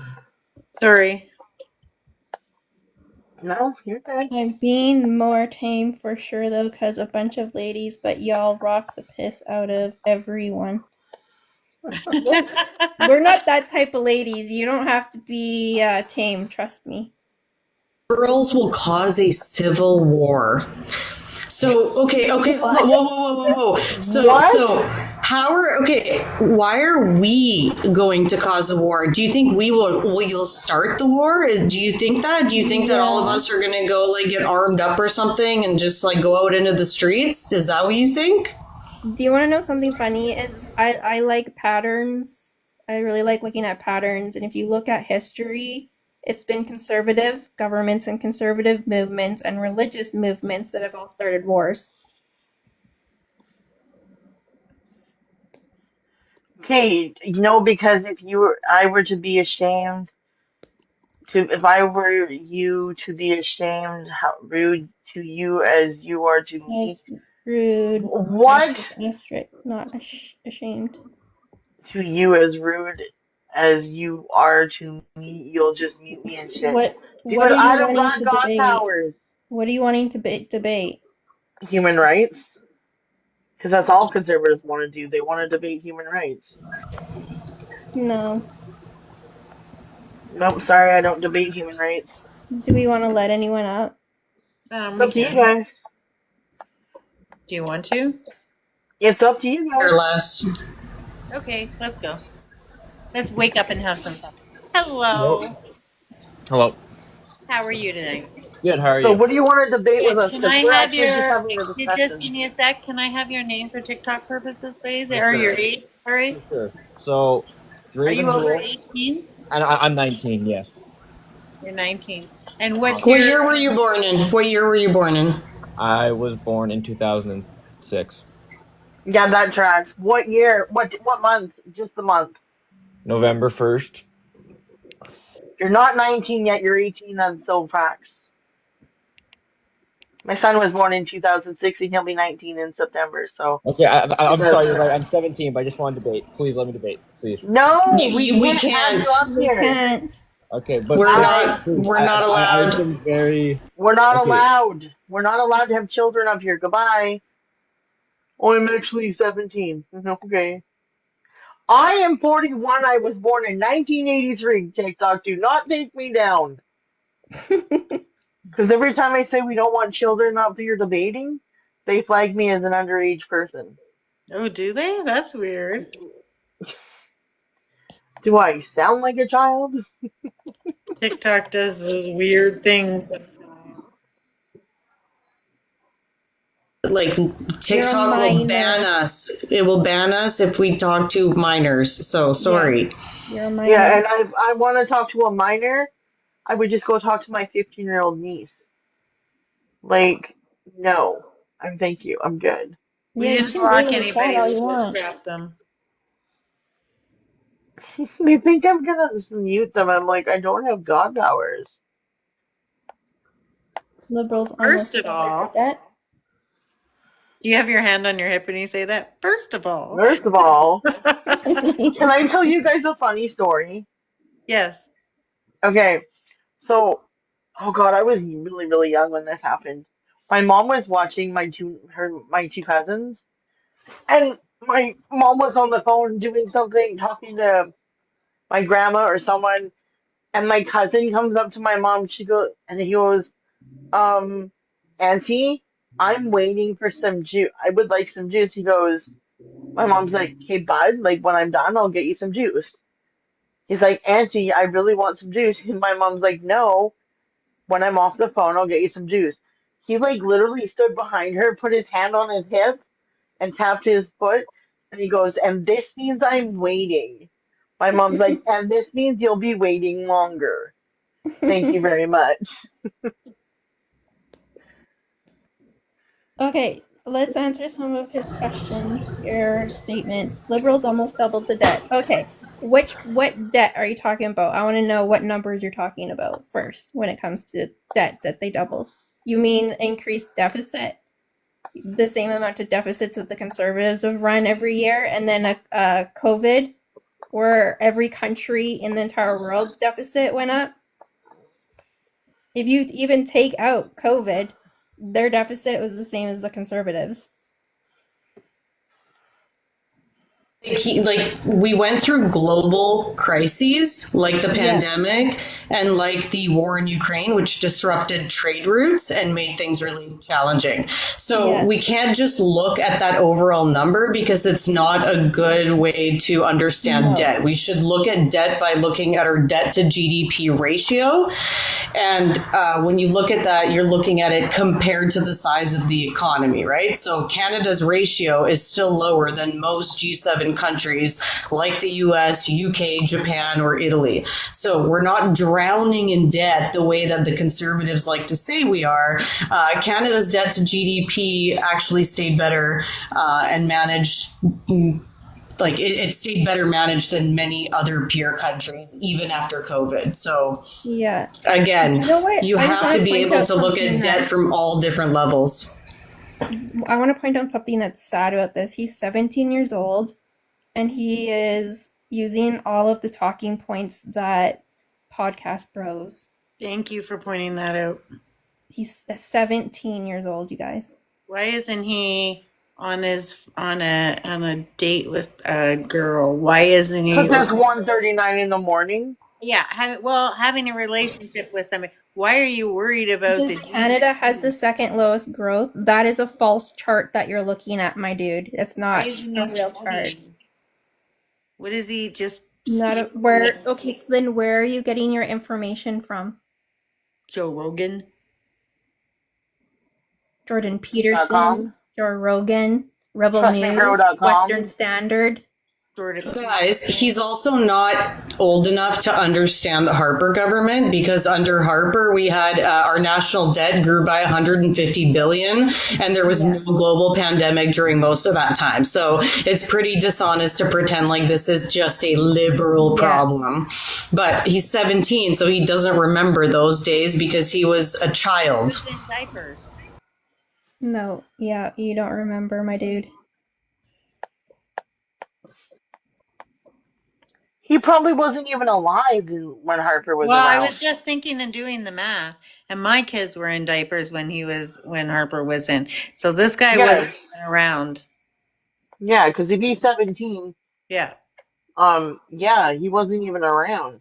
Yeah, he Harper was. was leaving anyways. He was done by them. Do you want Birth to rate know has why created. birth rate across the entire planet is dropping? The Because no only one wants that country where I baby. think it's doing good is India. Why are you worried about our uteruses? Yes, I got told by Albert Rican the other day, and There it is. National Post, you guys. There it is. National Post for other stats. TrustMeBro.com is not a reliable source. If it's not a .org, .edu, or .gov, I don't want to hear the source. No, it's not.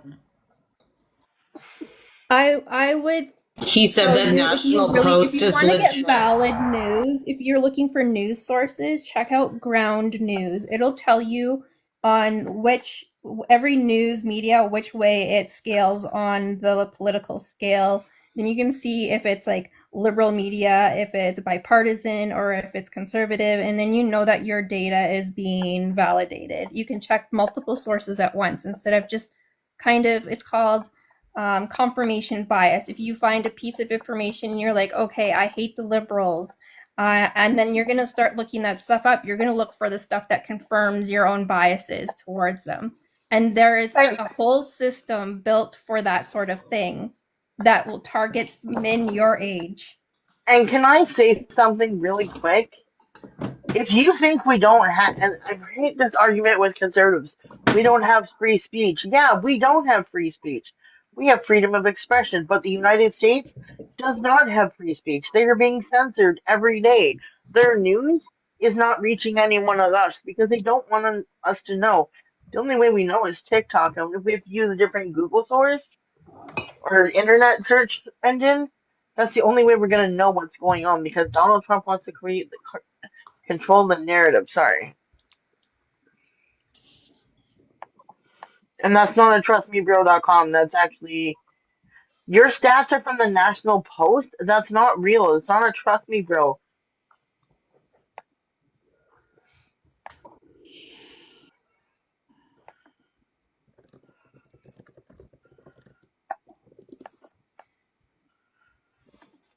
Who's clickety clicking?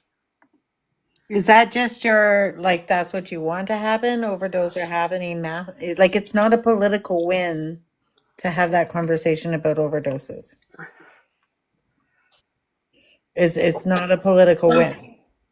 And to blame that on government and not pharmaceutical companies who push medications to get people addicted. And the situations, you keep jumping from one topic to the next. When we disprove one topic, you jump to the next topic, then we disprove that as well. I also have to say something real quick because it does bother me when when we get on this topic of addiction. There's one giant thing to blame for this, and that is capitalism, because capitalism creates a bigger and bigger wealth gap between people and the top 1%, right? So when you create more wealth inequality, you are going to have more people homeless. You're going to have more people addicted. You're going to have more people with mental health issues.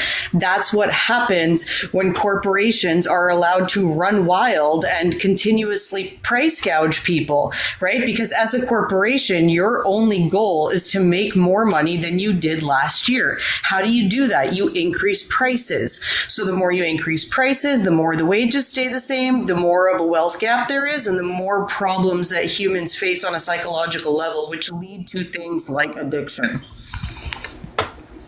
Yep. I would up. I'm trying to look out for you, man. Like, go to ground news if you want to find what's happening in your country or around the world.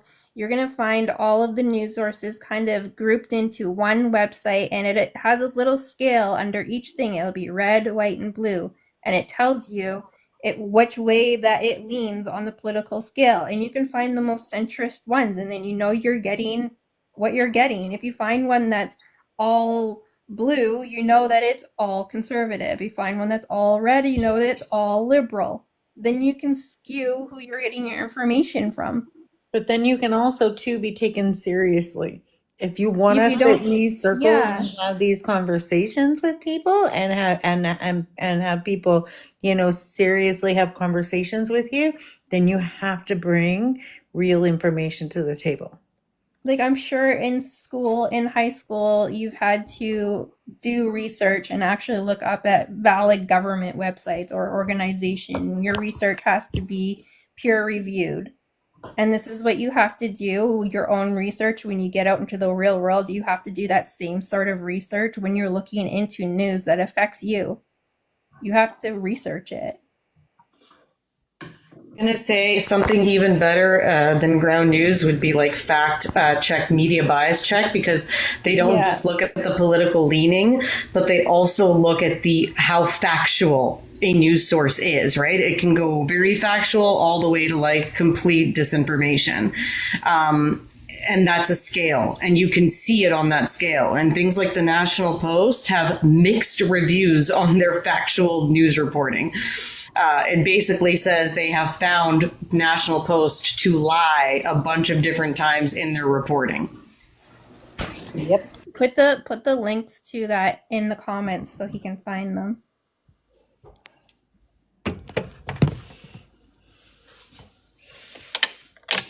It's kind of like the Inquirer of media, or the Weekly World News of media. Like rebel media kind of falls under that gap of like Weekly World News. My sister's had an alien baby, those little rags that you see at the Inquirer. Yeah. That's what they stand for. So a lot of people won't really, that's not valuable information to bring to the table. And why do you want to vote in a man who thinks electricity comes from the sky? When an electrician is putting out... He's not old enough to vote yet. Thank God.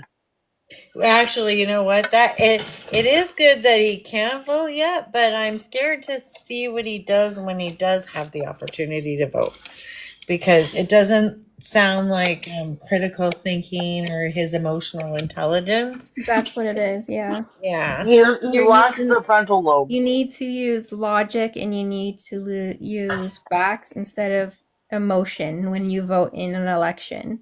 Because the Conservative Party is trying to feed on your emotions. They're feeding you a narrative, and they're trying to work off of your emotion and get you upset and get you fired up. And they're trying to get you out to vote on those things that they're telling you are wrong, that Canada is broken, and that you're paying too many taxes, and that you're supporting people who don't need to be supported. This is what the Conservatives will keep telling you. But they're only looking out for the 1%, the ultra wealthy people. They're not looking out for you, who's starting off in the world, that's going to be graduating soon. And they're going to make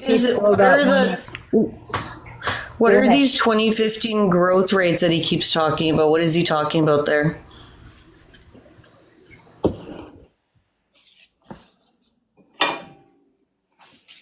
What stats on what, though? There were so many things going on in the comments. I'm just asking you because you keep saying, please go back to the 2015 growth rates. What growth rates? What are we talking about?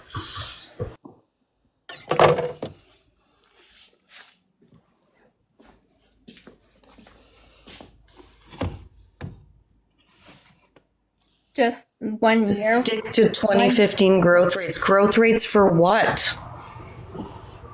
Growth rates for GDP, growth rates for crime growth rates? Like, what are we talking about? Did you go to Stelmax? Economy. What part of the economy? Like, what are you? You need to be a little bit more clear.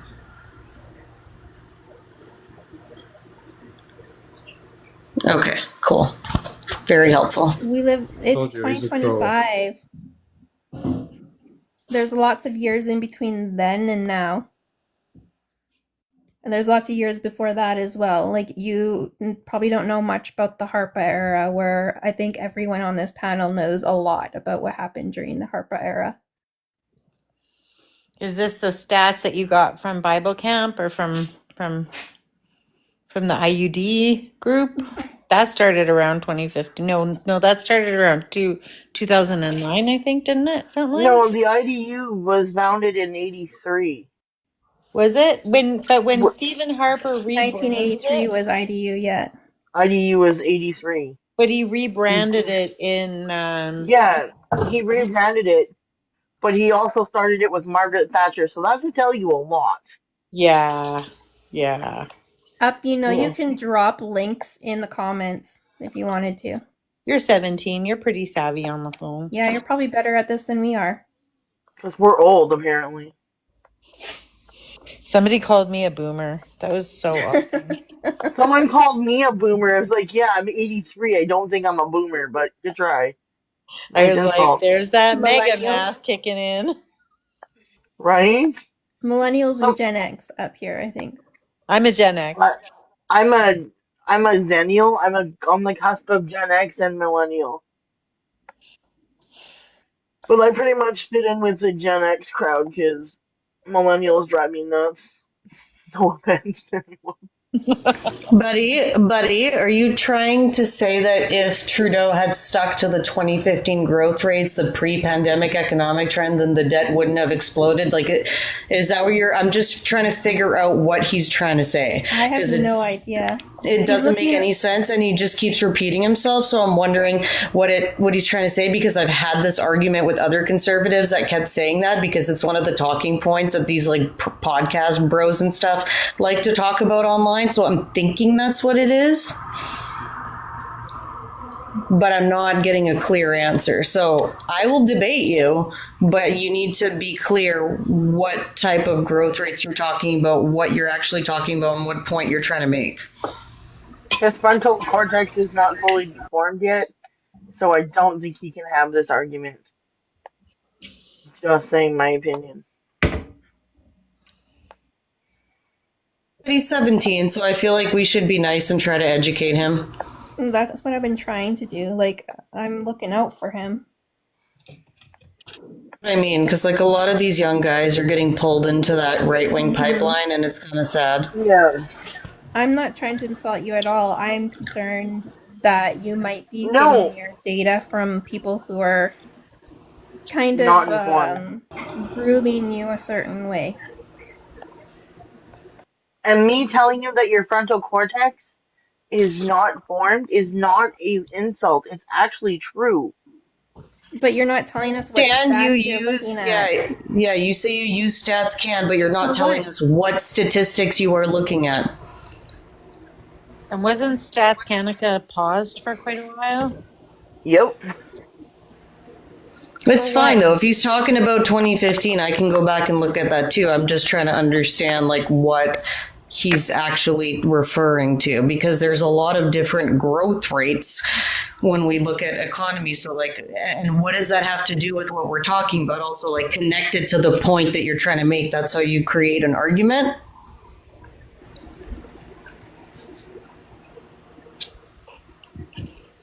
For the GDP. Okay, cool. So you have a growth rate for the GDP. Are you trying to say compare that to 2025? Are you making a comparison to now and saying that the GDP was better, therefore things are worse now? Is that the point?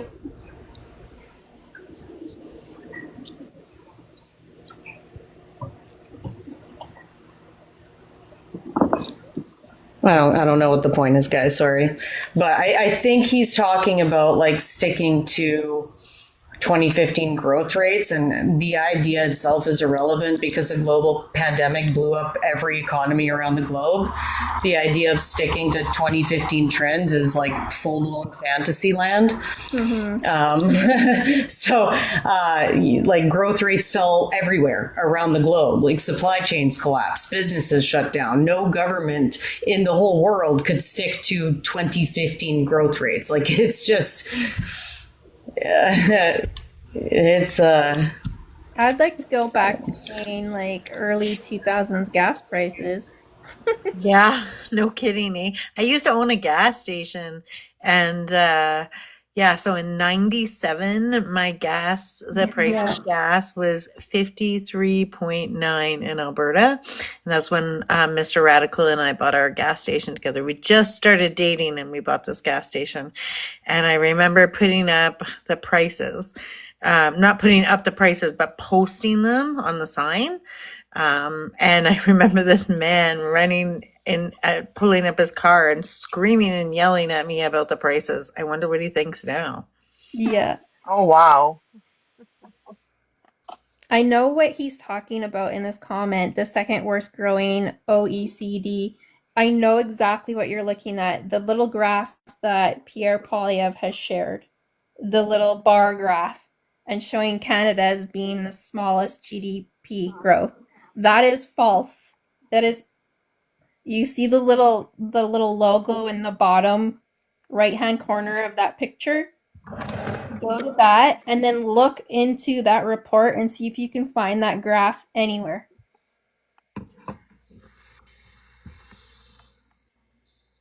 Yeah, it is, my dude. It is not real. It's made up. I promise you. I swear my own life on it.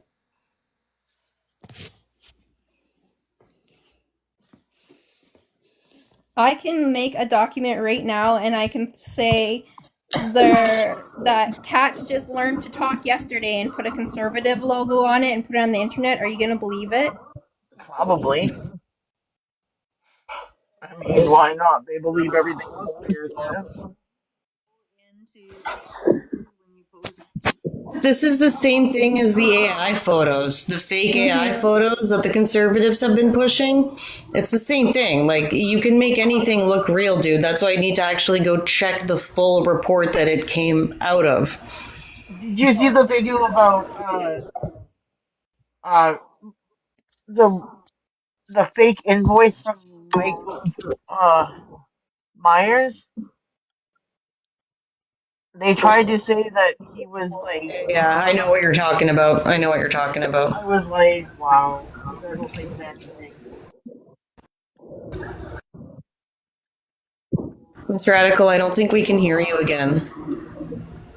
Try speaking. Okay, I was just charging my phone. Oh, there we go. Yeah, I'm thinking back to what were we just talking about? Oh. So he's talking about the chart that supposedly came from La Presse. That's what he's talking about. Go to La Presse. The thing is usually anything Pierre Poilievre posts is fairly infactual. Yeah. Go to the La Presse article and then try to figure out where they got that number from. Like, dig into it. If you go to La Presse, you can find information there, and they don't have a chart anywhere.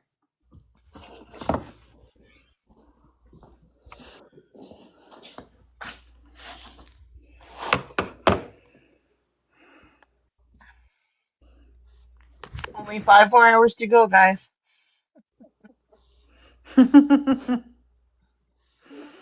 I'm here till 3, and I don't know who. I'm here till 6. Oh my gosh, Marcy, you're amazing. I can go the whole day though. Like, I've been on since 7. I honestly, I have. We're meeting with my Liberal candidate tomorrow, and we're doing the Liberal. So I'll sleep, and then I've got blood work, and then I'm going to the party for the Liberal candidate tomorrow. Yeah. So we'll be popping up in the boxes celebrating. Hopefully. Yeah. I go vote tomorrow, so yay. I'm a little nervous, but well, whatever. Yeah. Gotta get done. Just go. Are you well known in town? Yeah, unfortunately. I'm not going to the church. They told me I don't have to. Mm-hmm. I'm going to, and I looked at my card. It didn't say to go to the church. It just told me I had to go to Higdon Hall, Mm-hmm. which is not too far from me, and I can just take the bus. Yeah. And a really good friend of mine's gonna meet me there while I vote, so I'm not alone. So Excellent, excellent, excellent. And I know a lot of people, if you need drives, you can call who you're planning to vote for, and that party can help you with rides yeah. into the voting office. So that's a big deal. Oh yeah. Well, and again, my friend just lives like right across the street from where we're voting, Nice. so it's really nice. What he's saying is just not true, though. We were not the fourth weakest out of 38 advanced countries. Like from 2015 to 2019, Canada was middle of the pack GDP growth among the other OECD countries, definitely not the second worst. During and after COVID, Canada's economy shrank, but so did all the other ones. And our recovery, like I said earlier, was one of the strongest in the G7, and that was according to the IMF and OECD. And then the Conference Board of Canada and OECD both showed that Canada's GDP per capita has slowed due to aging demographic and global shifts, not because of Trudeau policies. Like, Trudeau is not the reason that a lot of people just got old and weren't with us anymore. And then the global shifts, like the pandemic and the war in Ukraine, again, that's not something that Trudeau did. Canada's real GDP growth averaged at like almost 2% per year, and that was similar to Germany, France, and it was actually better than places like Japan and Italy.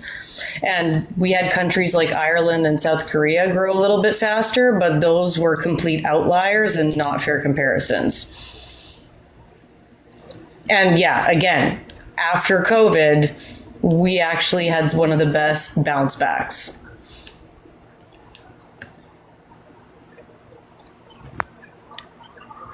Not to mention, everybody suffered from the pandemic.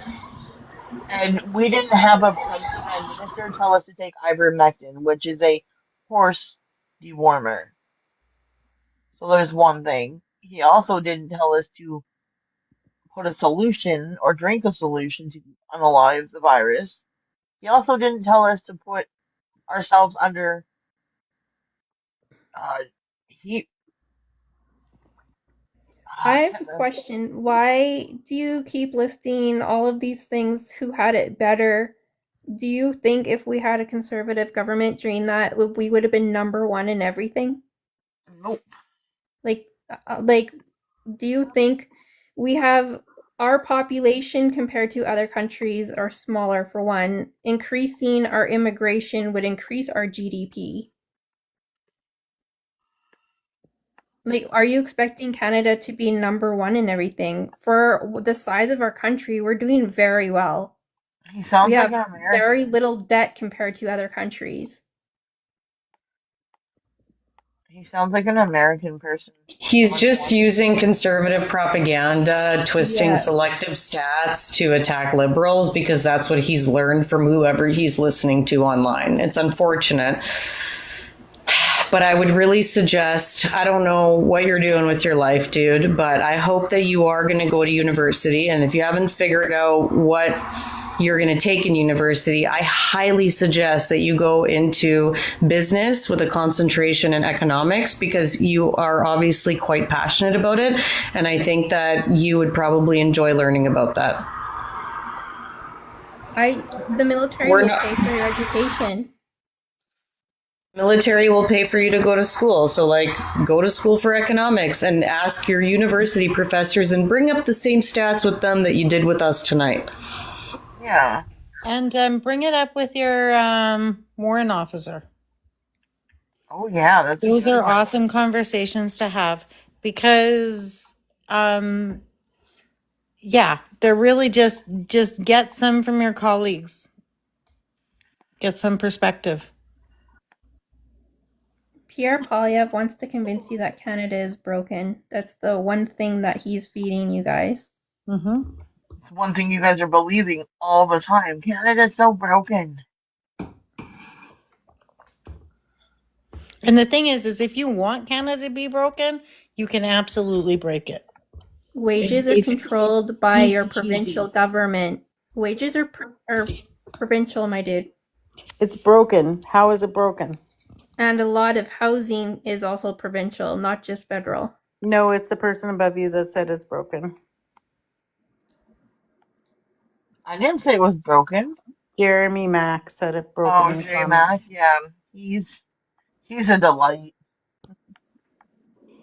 I've seen him Imagine on being other lives. told, like, imagine the guy you're voting for that called you stupid and you still vote for him. Right? He literally said that Canadians are stupid. Yeah. Like, I'm gonna vote for that guy. Yep, that guy has my back. It's not Americans' fault. Canadians are stupid, he said. Military recruitment is off a cliff. Who are we at war with that we need to increase our recruitment? It did increase. We're so- on par this year for recruitment, actually.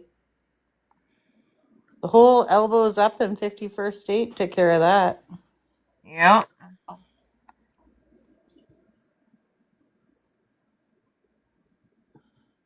You can thank the Harper government for that.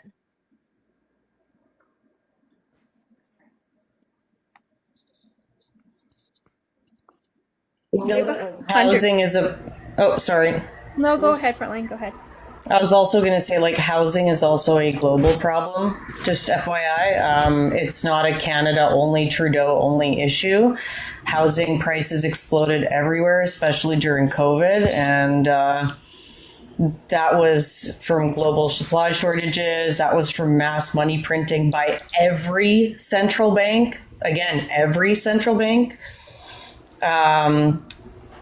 It was. There's also like a lot of remote work that pushed people more into like suburban and rural areas that didn't have enough housing. Again, it was a global market failure, not a Trudeau only issue. And we also have to pay a lot of attention to the fact that municipalities and provinces control most of the zoning and housing supply. Like, federal policy does matter, but it's definitely not the full story. Oh, Frontline, do you think? right. Do you guys think that? Okay, sorry. I wonder what everyone thinks of. Bank of Dallas, that's US, my dude. Sorry. And I just want to point out to the person saying that we're broken. Conservatives spend more in 1 year than the Liberals and the NDP and Bloc and Green Party spend in 5 years. So there's that too, right? Like, you have to take into consideration, if you're gonna point the finger at one, you have to point the finger at your party too. And your party does a lot of fuck shit, not gonna lie. The more you know. Okay, so I know you're not that old. Do you know why military numbers were up from the years 2001 until like 2009? Even later than that, actually. Can you think of one thing that would increase recruitment that happened during that time? Point, but maybe he I learned a know, little bit of but history. if he's gonna use numbers to say why it was better back then versus now, who are we helping? He just said Afghan and better military culture. Hello, Jeremy. Good morning, who's good the evening, only good one afternoon, to call whatever on? time zone it is. Go ahead, Jeremy. How old are you for TikTok purposes? We just have to ask. 34. Okay, thank you. No problem. So to say that it's broken, I'm assuming that everybody on this panel saw what happened in Vancouver yesterday. You gotta speak into your phone. We can't hear you. You think so? Better now? In and out. Yep. I don't know why. But just one second. It's like what, you're I'll drop talking off over and I'll come CB back. radio. I'll jump off and I'll come back on. So he's saying because one person drove his car through a festival, Canada is broken. Is that what he's going on? Yeah. Oh no. Sorry, okay, if you want to jump back up and use that as a political thing, we're not talking about that. That is a tragedy, and we don't make that political. Polyev is doing it. Disgusting. These are how many. To be brutally honest here, Polyev is not doing it. It's his base that's doing it. That's how many Because he people are actually voting. did come out with a respectful, condolences and message and didn't politicize it, but his base is politicizing it. This is how many people have voted so far. That's a sad number.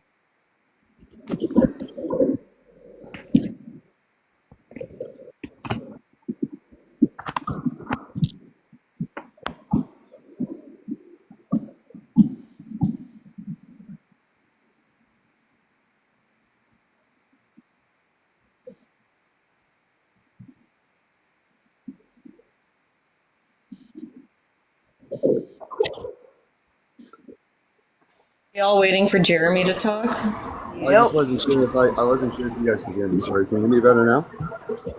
A little bit. It's just the service in my area. I apologize. So what I was going to talk about is I'm assuming that everybody saw what happened in Vancouver yesterday. Well, no, I didn't see it, but I heard of it. Because you know that individual was arrested 40 times in the last 3 years? Got arrested 40 times in the last 3 years. Just to say that he wasn't, and to say that he was, and the Vancouver police have openly come out and said it. Where are you getting your source? Okay, so I'm guessing you watch Mario's videos, don't you? What's that? You watch Mario's videos. No, I actually watched the press conference from the Vancouver police yesterday when The they presser actually... Okay, so didn't say I- anything about that. I watched the presser and I'm from Vancouver. Okay. He said that the suspect had 40 incidents where they were, talking to the police, or the police have had some sort of track record on them, but it was not arrests. It was incidents. There was a very different language that was used there because this was somebody with severe mental health issues. I don't know exactly where they were from, but for example, I know that a lot of people with mental health issues that are homeless or that are addicts in Vancouver, they don't actually, go to a counselor or call a counselor. They call the police when they're having a nervous breakdown, when they're having a psychotic episode, when they're having a bipolar episode, etc. So you can have incidents with the police. That doesn't necessarily mean arrests. Okay, so when you have 40 incidences with police in 2 fucking years, do you not think that that is actually a prime example of how Bill C-5 is not working for victims? No, I don't see that as. Do you know that's a failure of system? That is failure of our mental health system. Okay, so once again, I'm not worried about the mental health system. I'm more worried That's about... the problem. That's what the problem is. Problem is, but that is the exact problem. Let me finish. I'm not saying that I don't think that the mental health system needs to be worked on. I'm not saying that it isn't a valuable resource and it's not something that we don't need to look further into.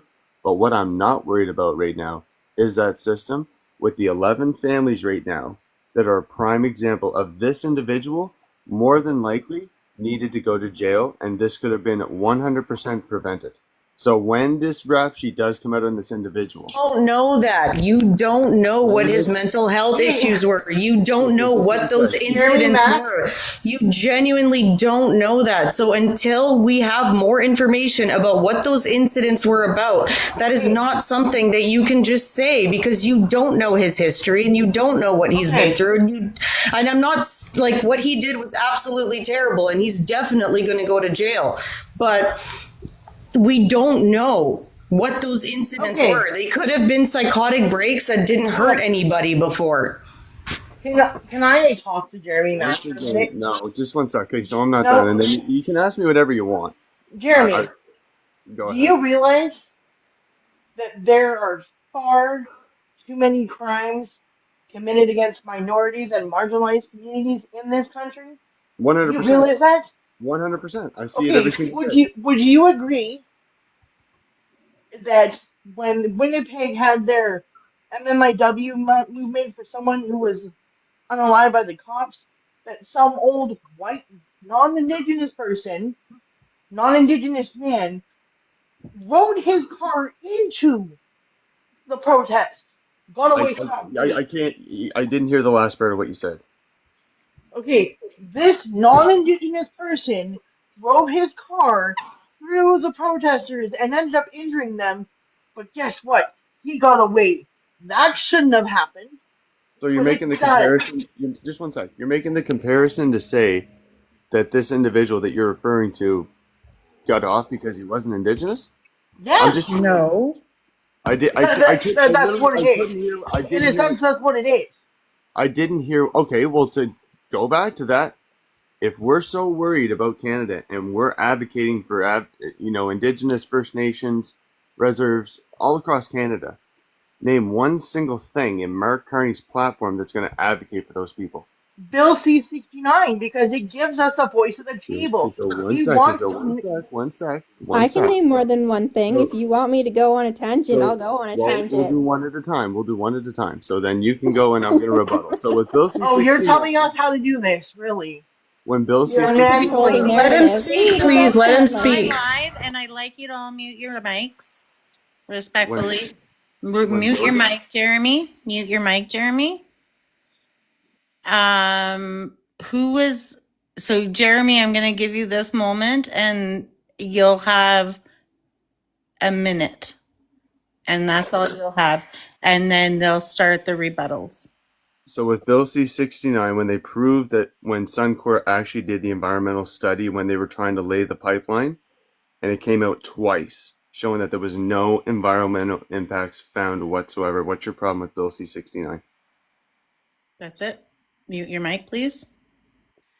There is no problem with Bill C-69. I think it's actually a decent thing to have in place. But Bill C-69, that bill allows Indigenous people to be at the head of the table and to be consulted with like they're supposed to be doing.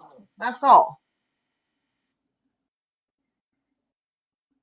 Or do you want someone else to jump in? Does anybody else want to respond? I want to respond to what we were talking about before because we got pretty off topic. We're talking about pipelines now, and we were talking about Bill C-5 before this. No, I agree. I totally agree. Okay, go back. So Mike, you want to go? Frontline's gonna respond to your original comment. Well, first of all, it's disgusting to use a fresh strategy to score cheap political points when families are still grieving. First, I have to say that, but because you've brought it up, let's talk about it.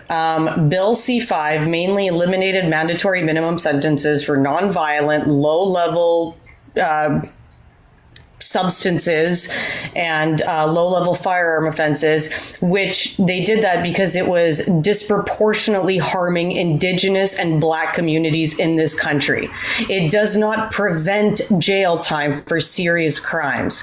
Serious offenses like murder and manslaughter and terrorism and drunk driving, right? DUI. But if it has to cause unaliving, right? They still have long-term prison sentences. Second, we don't know why the Vancouver incident happened yet. We don't know if it was terrorism. We don't know if it was mental health. We're thinking that it was most likely mental health, but we don't even know that much yet because it's barely been 24 hours. We don't know if it was an accident. We don't know if it was drunk driving. We don't know if it was a psychotic break. We just don't know. So to jump on this as a political topic is a little bit too fresh. Also, no law, not C-5, not conservative laws, not NDP laws, can magically stop every tragedy. And I have to put that out there because when conservatives say, oh, this would have never happened under conservatives, you don't know. You genuinely don't know. Conservatives also released offenders early. They've also reduced policing budgets. They've also ran programs that cause major issues, like look at Harper's prison closures and parole issues. If the Conservatives are so good at preventing crime, then why did violent crime rise under Harper from 2013 to 2015, right before he lost power? And that's from Stats Canada, right? So, like, again, this is a cheap political shot. This tragedy is not liberal or conservative. It's a human tragedy. And using it to spread misinformation about Bill C-5 while families are still in shock and mourning is absolutely disgraceful. I'm not bringing it up as a political stunt. That's not the intention here. I'm just trying to prove a point as to how Bill C-5 is not working for the Canadian population. So you said, and I'm going to quote you, that it was intended to keep murderers, manslaughter, DUI people, all these, these violent crimes. So I'm going to give you another case in point. In 2 months ago in New Brunswick, there was an individual that was laying in bed with his family. 3 intruders broke into this man's home, and he was charged, not convicted, charged with manslaughter. So how did Bill C-5 help him in his situation? Because once again, I'm advocating for the victims that do not ask to be a result of a criminal statistic. And I'm not going to ramble here. I'm just asking key points. I'll just say something quickly. It's sad that you didn't advocate for the people of Ottawa when they were taken over. But yeah, go on, my friends. Who wants to take this one? What do you mean? What do you mean? Well, Ottawa was taken over by The Freedom the Convoy. truckers and the Let's talk about convoy, that. Well, I and you mean, didn't really care about any of their. we can definitely talk about that. So why don't we talk about the people in Ottawa that were I'll just taken do over? that out there.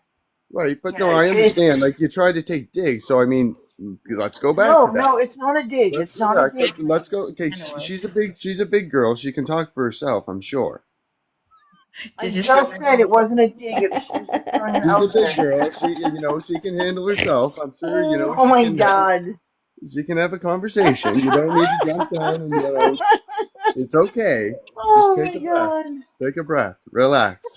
Go have a smoke break. Don't Dude, don't tell don't me tell what me the to fuck relax. you do. How about control yourself? I'm controlled. I'm having a Check great day, yourself man. I am and talk so about happy. whatever you want to talk about, but leave us out of it. Yeah. Go Okay. on. Yeah. You know what, man? I think that you guys are great. I really do enjoy having conversations with like-minded Canadians. So let's talk about the Ottawa protest or Freedom Convoy or whatever it was. Do I think that every single person that showed up to the Freedom Convoy had good intentions? No. That's never going to happen with any protest. Case in point would be the pro-Palestine protest where they found boom booms. I think that's the word you're supposed to use on TikTok. So how did the people of Ottawa feel safe during that protest?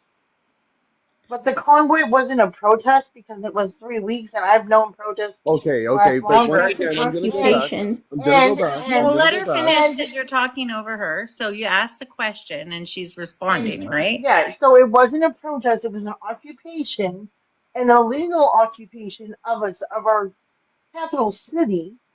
It caused havoc for many people. People were getting beaten up, terrorized. People have PTSD from this, and if I'm not mistaken, there's never been a protest in my 42 years of life, 41, almost 42 years of life that had a bouncy castle and a hot tub and That using sounds very. kids as a It shield. sounds very threatening.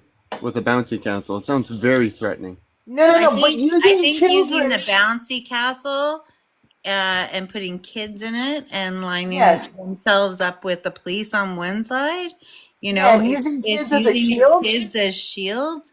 Like literally, they line their kids up like pylons and How use. about Exactly. the Yahtzee flags? How about The desecrating effigy of our I'm city. not agreeing. I'm non not agreeing with the fact. statues? I'm not agreeing with those people. That's disgusting. Not No, Where letting was your people justice sleep for for them? 3 weeks no straight.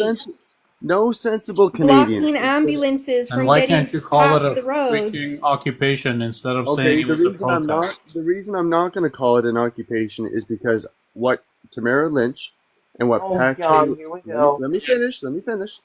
What Tamara Lynch and Pat King were charged for was trespass by night. So trespass by night is a summary offense ticket. under the Canadian Criminal Code? So go They're ahead. charged with mischief. It was still an occupation. And okay, so Yeah. once again, it was still a summary offense ticket. It's not a charge. It's So- a ticket. And why are they waiting Chris sentencing? Barber and Tamara Lynch were So both here- so charged I'm with glad you asked mischief that for question. roles. I'm glad that you asked that question. So the reason why he's under house arrest right now is because when you cite case law, they try to make examples out of people to set a precedent for the Oh, next boy. person. Well, Oh, dear Jesus Christ. you're going to keep saying this stuff, but I mean, that's your only rebuttal because you know what I'm saying. No, is the true. thing They're is, making an we're- example. Is that what you so 1 minute you No. want the I said criminal case law. system to work. I said- You I said want case it law. to put this person away who just plowed through a crowd of people. But when it When did goes Tamara after Lynch- people when who did hold their Tamara Lynch- occupation when and did incite Tamara violence Lynch- in a city, suddenly it's when- just one making an sec, one sec. example of someone. Okay, so if Why that are was the you case, speaking over her? You need to Because mute your you're- mic when somebody else is speaking. No, you have to listen if I listen to you. If But I'm you're going to giving listen to you, misinformation. you have to listen to me.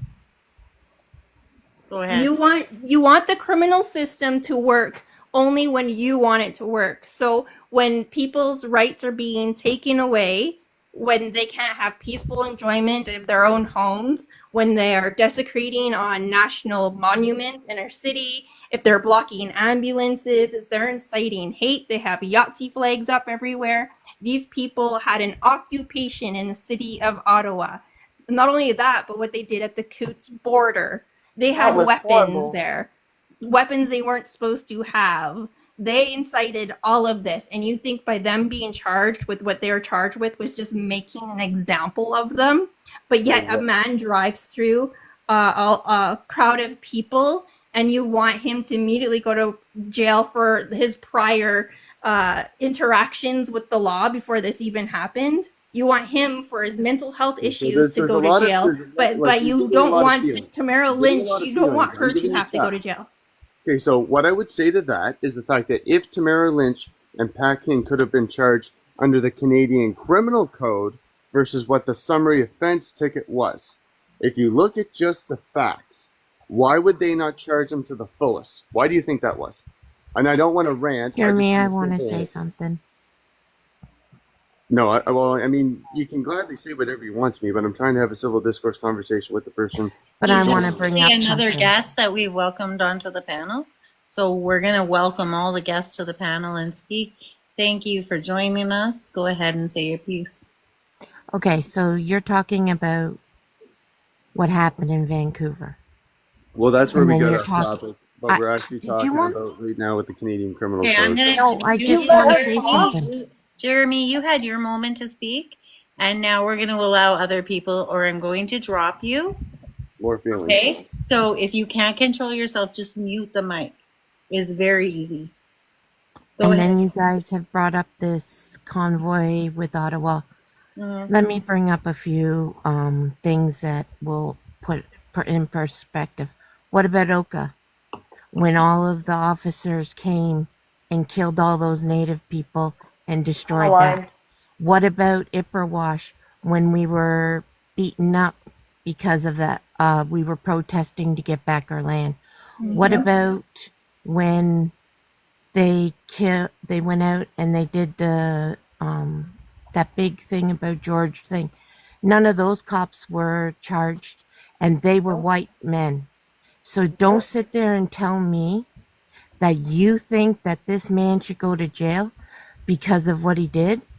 He had a mental breakdown. Oh, give me a That's it. break, man. You know what? You But guys also, are brain dead. You guys are the cops clueless, came to brain dead us liberals. and destroyed Clueless. us. The fact that you said that is clueless.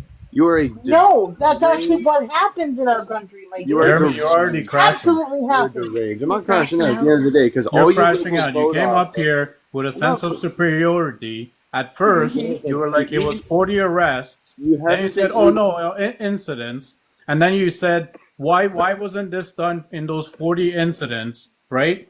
You don't trust 40 professionals who came and decided that those incidents that did not deserve jail time. And then at the same time, you're a hypocrite. When we tell you about Pat King, you say that he was not charged criminally. So you trust the judgment in that case. but you don't trust the judgment in the 40 incidents that this other guy had because of mental health.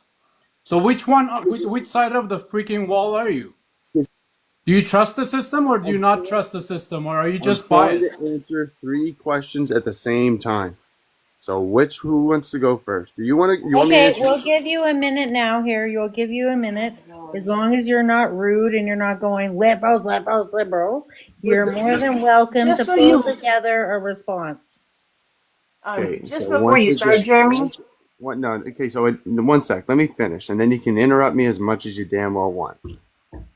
It's a debate, so Oh. we go back and forth. It's not interrupting, but I just don't want to be called a brain dead liberal I from agree your with mouth. you, and he'll be dropped if that continues. But He's the we'll one give that him keeps the talking space. over people. Okay, let's give him the space to talk, and then we're going to mute his mic again, or we'll drop him. Go ahead, Jeremy. So once again, I'm going to cite factual information based off of the Canadian Criminal Code. Do I think that it works? Absolutely not. But if they wanted to make a true example out of Pat King or Tamara Lynch or WeAreTheChange.ca, the people that are advocating for that group, why did they not charge them under the Canadian Criminal Code? I don't need a rant. Just give me an answer and a fact. Who would He like won't to like take my that? answer. I can tell you why. Jeremy, I'd like you to mute your mic now, please. I can tell him why, but he's not going to like it. Because he's going to call me. Do you want to respond, Smarsh? Yeah, I can tell you why. Because they are white and they're privileged. That's why. Anyone who is no. Bye-bye. No, that was crash out. Crashed out. See? I told you. He's not It's going to true. like my answer. But it is. It That's is. what it is. I agree with you, Smarshy. It's because it's white privilege, It and they exactly do not is that. like that. If Right, he was why do not is like that? that. Why is that such a painful thing? Because I gotta tell you, I'm Because white. they don't. I am as mayonnaise as they frickin' come, and Okay. I gotta tell you, every day I'm embarrassed about the Here's the actions thing. that have been taken This is the against thing. They others. don't think they're privileged because they suffer too. That's what they tell me every day. When I call out white privilege on here, I get called a racist. Furiously was on a panel with me, and I told this guy he had white privilege, and that his white privilege was showing. He turned around and he called me a frickin' racist. He said that was the most racist thing you've ever said. It's not the reverse racism you're looking for, my dude. It's a fact. If you're a white cis heterosexual person in Canada, you don't get as much time as someone who is non-white. That's a fact. Get over it. Well, that's what that one guy called me racist in the chat because I said something about, I forget what he was talking about, and I said, well, that's because it's only been a white government, and because of thing, and he's like, you're racist. I'm not racist. Okay. I'm stating the facts. Crazy I am. They love the Oppression Olympics so much. They Because do. it gives them a sense of value because white people will stick up for white people, and even the people in the BIPOC community and non-indigenous community will always agree. I got told by my cousin I'm a racist and I'm indigenous. My cousin took the word of a white man over me because I said, "Oh, geez, I can't. I don't have love for morons." That was And all I again, said. we know that this is a problem in all colonialized countries across the globe. In America, we know that there's a massive, gap in between how the BIPOC community gets sentenced versus the white T community. It has been studied. There is statistics on it. It's not something that can be debated. It's just the plain truth that anybody from a marginalized community has been very aware of for a very long time. Exactly. And that's the thing. I hate to bring these cases up, but it's a point. There's always a point to my method. A method to my life. Or madness. Whatever you want to call it. Did you guys not hear he brought up "We Are the Change"? Yes. That was gross. Really kind of, I wanted to continue that discussion with him because I wanted to talk about that New Brunswick incident because I was trying to understand what he was actually trying to say about how did Bill C5 like help the victims, but like the incident actually was 4 guys broke into someone's house. It wasn't 3, it was 4 guys, and they still have not been released on bail. So. Yeah. I don't really know. I don't know where he was going with that. I don't know where the information was coming from. So I really wanted to talk to him and figure out what he actually meant by that because these guys are still in custody. Yeah, and let's look at Dina's case. She is a Muslim woman who's been in jail for 2 years for just being at a fucking protest. That's unbelievable. I still can't get over that part. Yeah. How Yeah, did I this have- happen? I have another thing that I believed that I no longer believe that we were talking about earlier when people were going around and calling progressive and liberal people snowflakes. And then the deeper I dive into politics, realizing that it's conservatives who base all of their information on feelings and get their feelings really hurt easily all the time that are the true snowflakes. Easily all the time. I used to be friends with Jeremy Mack. He's an idiot.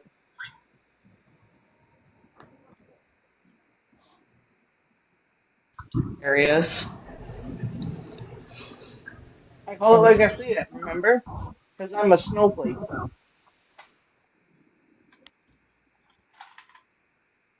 Was it me or was it him that crashed out and left? He crashed out and left. Well, yeah, because I'm not the snowflake. Holy Hannah. Is that better? It's much, much worse. Is that better? Okay. Sorry. Yeah, not everybody's gonna like truth, right? If it doesn't work for them. I'm honestly though, like I'm still shaking right now because that's why I was so depressed today. It's because I saw conservative content creators turn the tragedy that happened the night before into a political talking point, and it absolutely like broke me today. I spent half the day just crying about that because it's the same bullshit that we saw from MAGA people when they were trying to use any horrible tragedy to blame it on the Democrats. And Remember what Adam Kissinger, how do you say his name? Kissinger. Thank you. And he said that to your group when you guys were listening to him speak, that during this election it was going to only amp up and get worse. And if the left won, it was gonna be a hellfire. And I believe it. Like these people, they've got money behind them and they've got a playbook, and they're going to the lowest of the lowest in our society to sell them, hey, if you do this, if you join us, we'll be your friends, we'll help you, we'll do this. And do you think it would be rude, Miss Radical?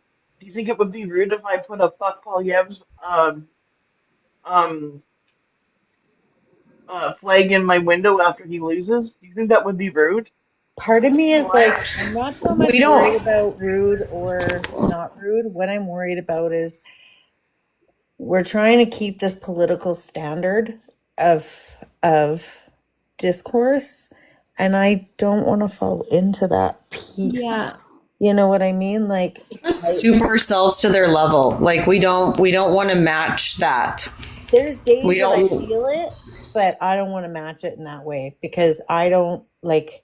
What does a flag, when I go in my society and see flags all over the place, like even that little flag that we popped up earlier that we were just looking at, for like a split second, I was triggered. I'm so sick of being triggered. I'm not going to do it because I don't want to have my house destroyed. But I will put up an Every Child Matters movement and then No More Stolen Sisters panic button. No, if I was smart, I would have went into this whole situation selling FU Carney flags because I probably would have made a huge profit in Alberta. Why didn't we think of that? Like We when Trudeau totally should have stepped done down, that. we should have called Spotify and put in a whole order. We would be like rolling in it right now.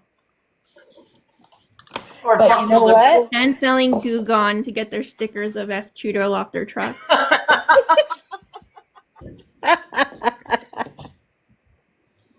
You're Thank you hilarious. for being the solid. Like, thank you guys for being like the kind people that I can trust, because there's not a lot of people on this app I trust. I'm I so can appreciative imagine. of this app and the community it's brought. Mhm. Getting Mm-hmm. I felt so alone for so long. Even on the app, I felt alone for a little while, just trying to figure out how I felt and how I feel and what I was comfortable enough to share and what I was, you know what I mean? But just finding a way to all come together and connect, you Mm-hmm. know? I feel like Mm-hmm. Smarshy and Curious and like I feel like we're sisters, Frontline. Aw. You know, we We're all, Beaver sisters. but even Curious and like Smarshy, like we're all like a little sisterhood. You know what I mean? I love that. Yep. I I love love it that. too. And Liam, we love you. We love you, Leo. We got your back, buddy. I was And up, crazy I am. We need you. We need Well, you thank too. you. Are you seriously crying, Miss Radical? I get a little emotional. I'm having a glass of wine. Aww. It's been a tough week. I knew that they were going to politicalize this event, and I'm not going to lie that in my head, I politicized this event in my head this morning in the opposite way. And I really hate to say this. Please don't cancel me. Please don't just unfollow me or anything. Who would This is cancel how you? we've been. A lot of people. The people that are seeing this tragedy in Vancouver are kind of feeling how we feel in the Indigenous community when one of our brothers and sisters go missing. It sucks that you guys had to come to this level, but this is how I feel every day when I get an email from Indigen News about another young girl going missing. But that's that part that we have to spend a moment feeling what they're feeling before we attach our political pieces to them. Yeah. And just give them that moment, right? And I'm trying to check myself with that too. Is your stuff is absolutely real and relevant, but in a moment we just have to give that moment to them to let them, because it's terrible. Right. It is. Let's grieve with them. Absolutely is. horrible.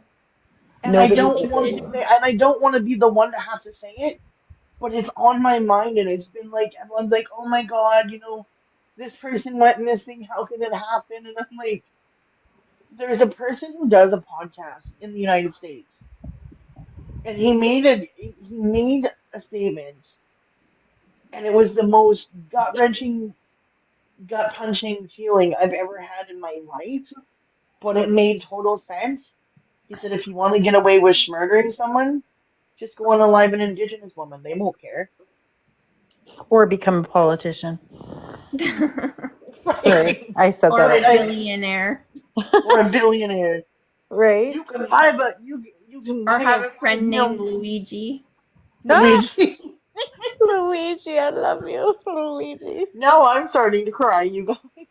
I'm not crying, you're crying. Yeah, I think one of the things that we've lost in this world that I really would like back is that time to contemplate. We don't really get that, and we're really reactive because everything's happening in the now and it's happening really fast, and it's like we have these snap kind of reactions. And I miss that time of contemplation where we can think about it, because where I start, because I know who I am. I was born a military brat. In my head, I always start off in a conservative mode. So when I hear things, I have to unpack it, think about it. Why am I thinking this way?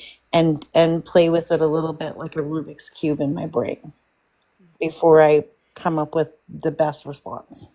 I miss that. Mm-hmm. TikTok doesn't give us enough time to do that. And what the thing that was just shared about where I can't quote the names of the people who did it. How they were talking about how Canada could be dismantled by its own Doge system, and the guy was speaking, saying that you just have to overwhelm the system so that people can't react, and that's kind of how our new Yeah. world is forming. Is that the thing are happening at such a rapid pace now, you don't get that time to contemplate or think about things. So that's why people are feeling anxious and people are feeling overwhelmed, and some politicians and corporations latch onto the idea of that, knowing that people can't react to things and can't do things when so much is overwhelming. And we can, though. We can. When the markets were crashing, I have a very small amount invested. It's just my retirement. It's very, very, very, very small. It's maybe not even a year's worth of an income. But to me, that's like all I have, right? For Radical and I to retire. So as soon as I heard all the markets were crashing and I had a little bit in my bank, I couldn't pull myself away from the TV for like maybe a week. And I remember Grandma Radical saying to me, like, why are you watching this? Why are you at the bank doing something? And I was like, duh, yeah, why am I at the bank doing something? And I'm My going to the parents, bank. yeah. My And I'm parents like, went to the bank and switched everything as well. Like it's the first time I've seen my parents like jump on think something so fast too. They are at the bank switching what they're investing in. It was pretty wild. and I wasn't nice about it either when I was talking about it. They were like, why are you changing all of this stuff? And I'm like, fucking Trump and fuck this. I was not polite at all. Then It's also one of. Oh, sorry. I thought you were done. No. No, go ahead, Redline. I was just going to say, though, that this not having time to process is a tactic that right-wing politicians use, because I think the reason that people don't talk about Harper scandals so much, honestly, is because there was so many of them. Because you would have one, and then 2 weeks later, there would be another one, and people didn't have time to, like, sit with that shit, you know? Whereas, like, Trudeau had a couple of scandals, but because they were spread out and there wasn't that many of them, people really remember them. And that's why Trump is doing what he's doing right now, because if he does a horrible thing one week and then a more horrible thing the week after, then people already forget about the horrible thing that he did the week before. It is a tactic. It is a tactic that they use to keep people so overwhelmed that they can't process it all, and then they don't get so mad about it, which is crazy, right? But that is a tactic that is used by dictators and oppressors. Yeah, and your level of tolerance becomes higher and higher and higher. Soon it becomes something that you wouldn't get away with 5 years ago. Is just like so minuscule to you now because such more bigger things are happening. I wonder, I have a question for everyone on the panel. So I have a position in my job. We're not allowed to talk politics, technically speaking. Now, I kind of work my way around that and do different things to do that. But what do you guys think about companies kind of capping everybody on their political conversations? I think it's wrong. I think it's okay, like not during like maybe like on your working hours, but like during your breaks and stuff is completely fine. But yeah, as long as it's not interfering with whatever work you're doing, I don't see the problem with it. Like I think they're worried about it affecting their business, right? If you have a certain political view or someone else has a certain political view, if they consider it too radical, then maybe they're afraid how it's going to affect their business. I think that might be why some I mean, people like are the worst part for me right now is that my name is Radical, but I think when they look at what I'm doing, then they're like, okay, so bad, right? But Yeah. I still am overcautious because I have a bunch of far right wingers that I work with, so I'm always like, I block them all on all my social media, no, because and it's sad because I can't give them information to change their mind. Yeah. I can't That's even sway them. They drank that flavor read. Describe frustrating. far right. The Reform Party, which is currently the CPC party. Sorry? He's asking describe far right, and I said the Reform Party of Canada, Yes. which is the current CPC party of Canada. If somebody says to me Canada's broken, if they tell me, if I ask them what their news source is, and they tell me Fox News or Rebel Media or True North, that's far right to me. Yeah. How is it far right? Because it's extreme. How would you? Extreme. Okay, I have the same question for you then. How would you explain far left? Ooh, good question. That's a good question. What would you consider far left? Green grass. He's asking what policy, and there's no policy because they're not in power yet, right? So he has not enacted a policy, but I can give you one right away that's super easy to digest. Ending woke ideology and not federally funding universities that don't stick with his lesson plan, I guess. I would say it was his Restricting ideology. free speech, i.e., children who might identify with certain pronouns not allowed to use them. Freedom of expression. That's what that violates. Yep. And making children. Notwithstanding clause, going against people's chartered rights. When he says, "Do you have a source?" Yeah, it's in the CPC platform. Policy. You literally have to go to their website and look at their policy and see what they're gonna bring into Canada. I know that a lot of it though is probably gonna be tough to truly understand and discern because it's very, very vague, and unless you put some deep thought into it, it's not really gonna make sense, right? Like we know that. So it might go over your head a little bit, but that's why I brought up something super basic, because that statement of like ending woke ideology, you can't really miss it.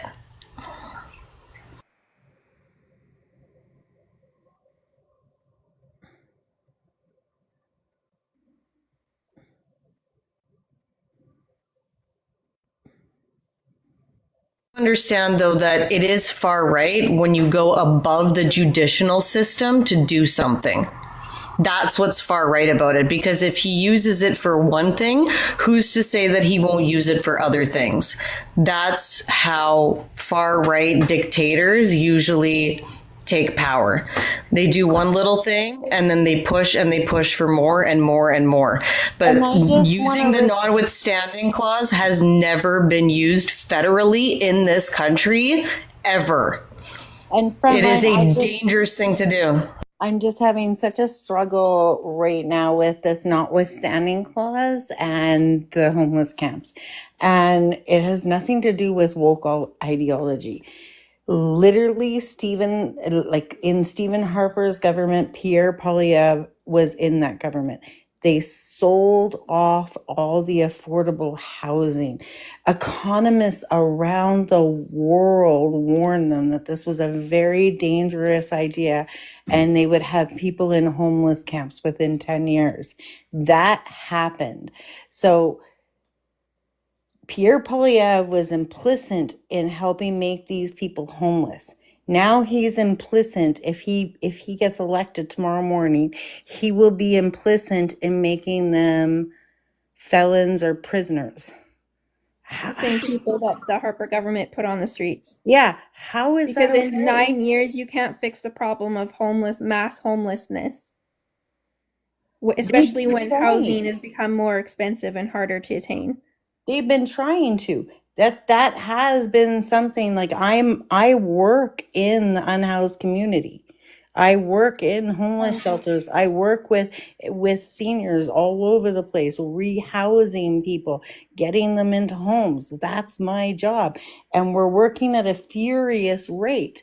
But when we have politicians that own rentals that are jacking their prices up to like $3,000 a month, that is pretty hard. We've got a whole side, a group of Canadians that are saying they're for Canada and they want it, but they're saying it's broken and they want to hurt it. So, like, you guys are speaking out of both sides of your mouths.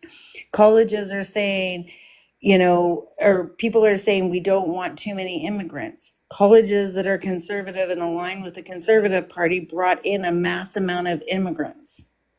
Hmm. So which one is it? You like them or you don't like them? It's no different than the United States.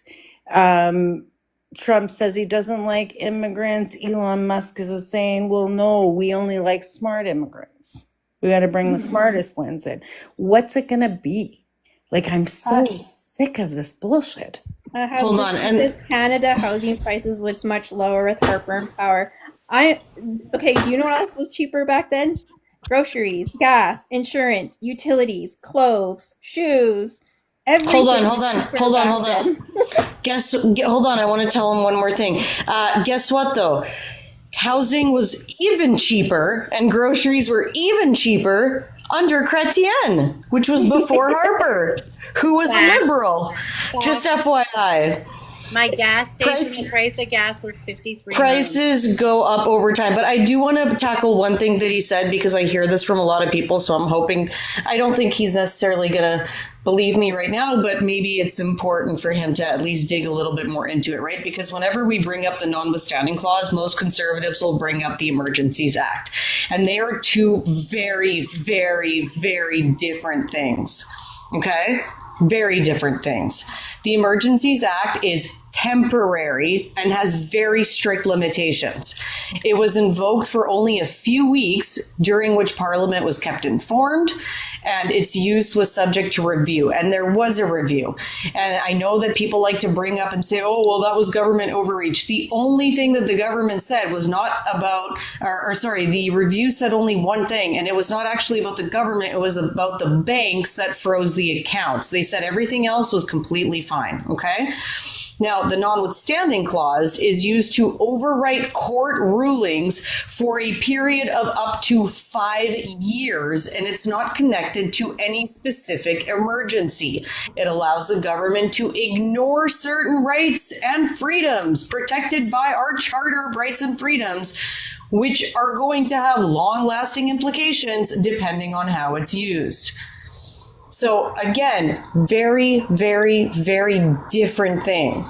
Because the Emergencies Act, I know it was deeply controversial, but it was a necessary tool to restore order and protect citizens that were being traumatized by the truckers. Notwithstanding clause is an abuse of power designed to undermine the judicial system and limit citizens' rights. There's a huge difference there. Like, I know that both actions could seem like an overreach of power on the surface, but they are fundamentally different in both intent and context. So again, Trudeau used the Emergencies Act to address a national crisis that was actively threatening public safety and trade and the rule of law. The use of this act was temporary, very short-lived, couple of weeks. And in contrast, the notwithstanding clause is a tool to override judicial rulings and bypass charter protections for all the way up to 5 years.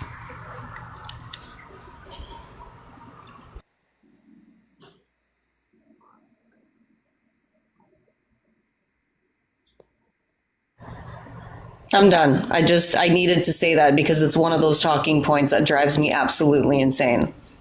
Yeah, I know. I totally agree with you. They don't understand. I don't think a lot of people even know what's in the Charter of Rights. I think it's very important for everyone to know what's in the Charter of Rights and know the things that can be stripped away easily and also know what the limits of your Charter of Rights are.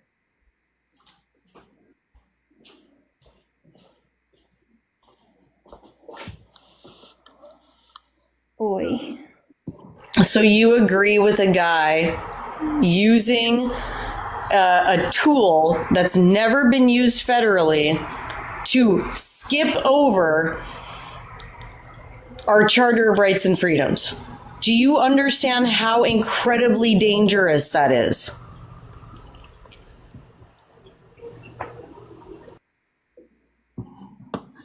And the thing is this isn't like you're being young and just careless and you're doing something that's not going to affect the rest of your life. You know what I mean? Like you're just 17 and you're just doing something and you're picking this side and it's cool and their colors are really nice and they look like the winners. Like this will affect your entire life if you vote this way. And you think that this is going to be a vote that's going to benefit you. But unless you have $1 billion in your bank account, it's going to affect you as bad as it's going to affect me and my kids. You're currently also in the military. Well, he's only 17, so Something he's in the happens to reserve. you and you get injured and then you can't work. Which party do you think is going to help you in the future to support you? Who do you think in history, look at the history of who has helped people, veterans, or injured people the most? Conservatives took apart Veterans Affairs. Exactly. And my stepdad's a veteran, so I know intimately the things that happen to people that fight for our country. And it's not a good go if you don't have support. And if you have a conservative government, you are not going to get the support you need. Yeah, if you spend your 20s in the military and you don't get anything out of it for once you're out of the military, you're going to need help. If you don't go to school, if you don't get any kind of training for something else, you're going to need help. And it is typically progressive governments that put in more programs to help people like you coming out of the military to acquire training and to find jobs more than a conservative government will. They want you to be able to do that all on your own with no help. I really hope he shares this with his warrant officer. What part are you joining the Canadian military? Is that your plans?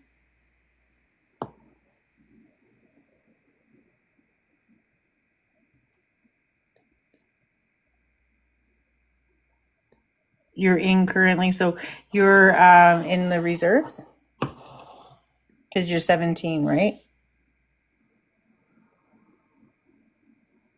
Yeah. I was a warrant officer, second class, to Winston Churchill Square in Edmonton. It was an amazing experience, and I totally encourage you to share your thoughts with your warrant officers and have some really important conversations. It will benefit you. And we're glad you're enjoying it. We want you to be able to enjoy it. But it's going to be hard for you to fight for our country when you have the feelings you have.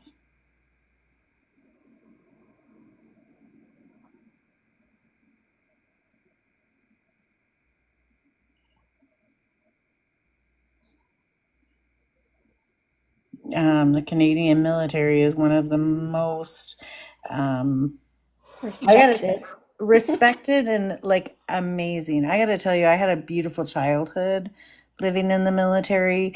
Even though my stepdad didn't get paid a lot, they provided a very good quality of life for a family of 5. And I'm so sad that all those military bases got sold off because they would have made for affordable housing in Canada. There's a lot of really good things it could have done for Canadians. Well, every time we've had a conservative government, they really fuck everything over. And one of the things I noticed too with the military bases, I was so sad that they went away, is because we housed Philippines in there. The Philippines, when they came, I believe in the 80s, we helped them with housing. We helped the Indigenous, I think in maybe Calgary, Alberta, when they had some big issues, and we were able to open up part of the military base for them while they got some of their land figured out. Just different moments in time. I believe we were able to help families from Croatia when they came to Canada during the war out there. So many good pieces we lost in selling that property and all of that housing. He's apparently going off about haircuts and obesity rates. Really? What? He said, why is that? Many people are not happy with the new culture, such as the new haircuts. And then he said, along with that, obesity rates have skyrocketed, unfortunately, likely due to the lowering of fitness standards.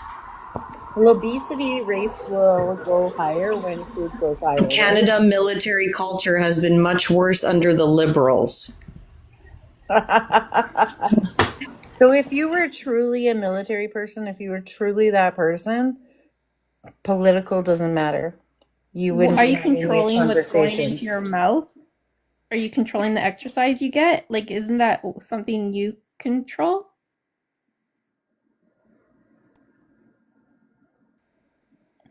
He'd be in a lot of trouble for even having this conversation. They're not supposed to talk like this. Why does it bother you if someone's overweight?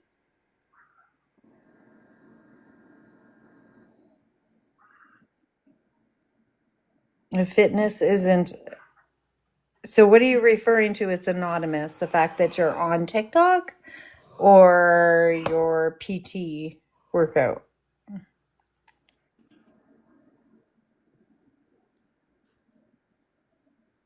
Well, the military can just find your IP address. They're not stupid.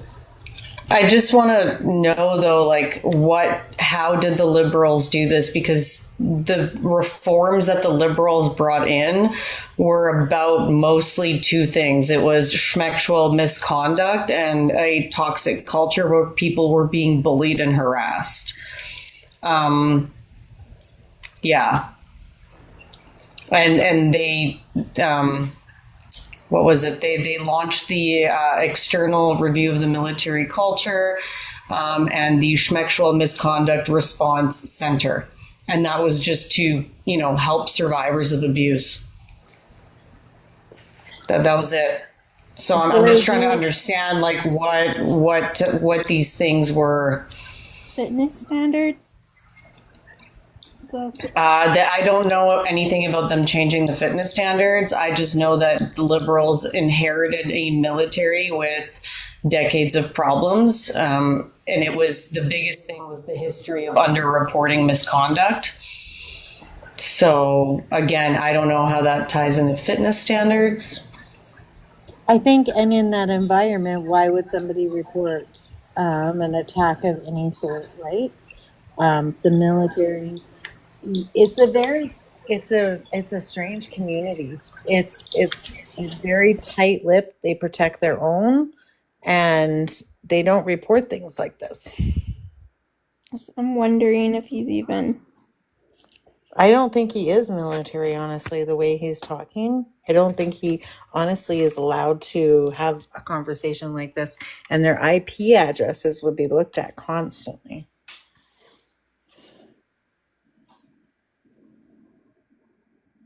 Like, I had a party when I was 17 in a PMQ, and the secret investigations came and broke it.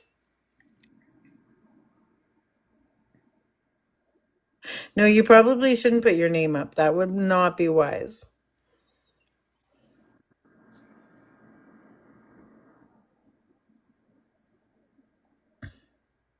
Know that, like, the Liberals wanted to make the military more inclusive. So that means that ridiculous fitness levels that could only be achieved by certain people might have been lowered, but it wasn't about like lowering them overall. It was just about excluding capable candidates who like maybe didn't meet the old school, more like narrow physical requirements. Who knows? But They also didn't want, like, frontline. What would happen during military PT training was that once you get in, right, and you're doing your reg force, every year you got to do this PT training. And what they would find is a lot of men, after a few years, once you get into that, let's say 40 area, if they're not taking care of themselves as well as they could be, or life's just kind of packed on, they use diuretics and things like that.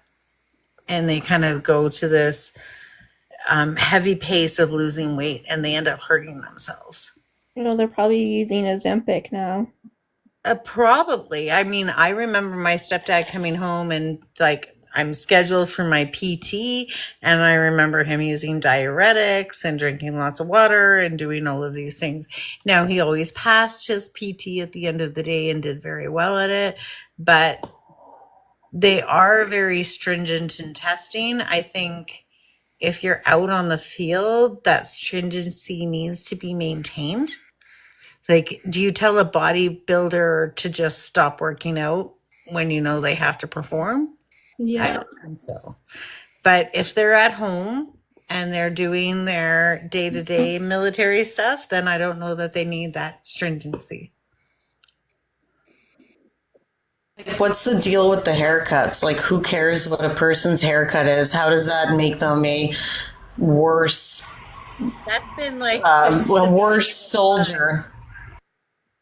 That's been the beginning of time, and it's a very clean look, like military. I don't. Oh, he's saying that people are allowed to have whatever haircuts now, and it removes uniformity. I didn't hear about that, but is that what? They are. That was part of the inclusivity practices, was things like letting women have long hair. But not letting men have long hair. I don't know, but I think it was just the fact that like they could just have whatever haircut they wanted to have in order to be more inclusive to people's different identities. Fair. It was very stringent policies.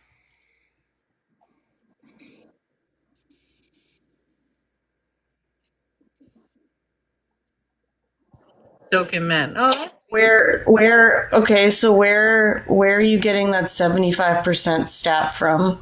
You said real stat. I'm just trying to find it.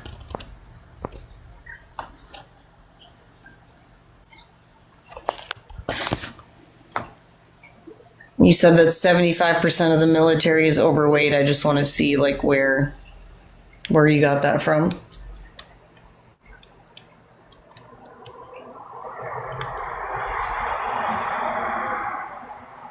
Like they still have strict fitness assessments.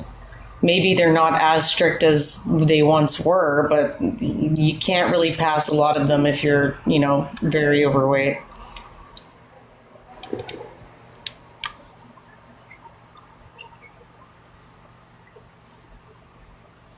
And like also military is multidimensional, right? Like it's not just soldiers going out into battle. There's a lot of different things that people can do in the military, right?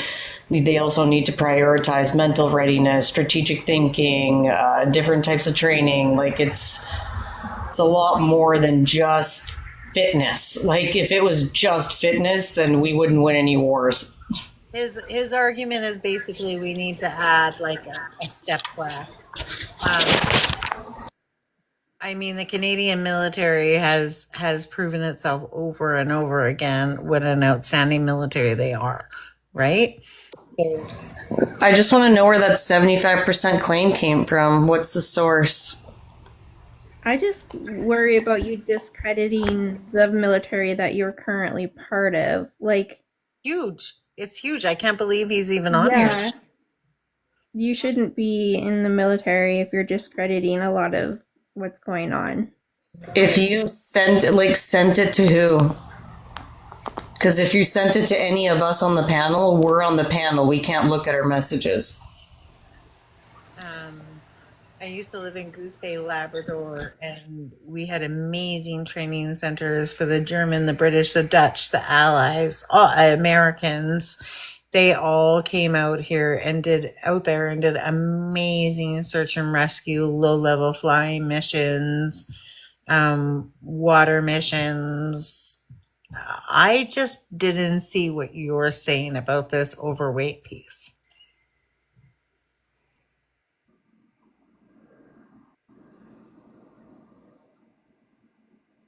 No, it's funny. In Pierre Poilievre's plan, if you have actually read it, like you can't vote yet, obviously, but if you've read it, there's something that I want to touch on that I think you might think about. Pierre Poilievre wants to now only hire federal employees, public service employees, based basically on merit, like Trump did. They don't have to have a university education anymore, just based on skill. So, in that same sense, in the military, should you not value skill over someone's haircut or someone's body shape?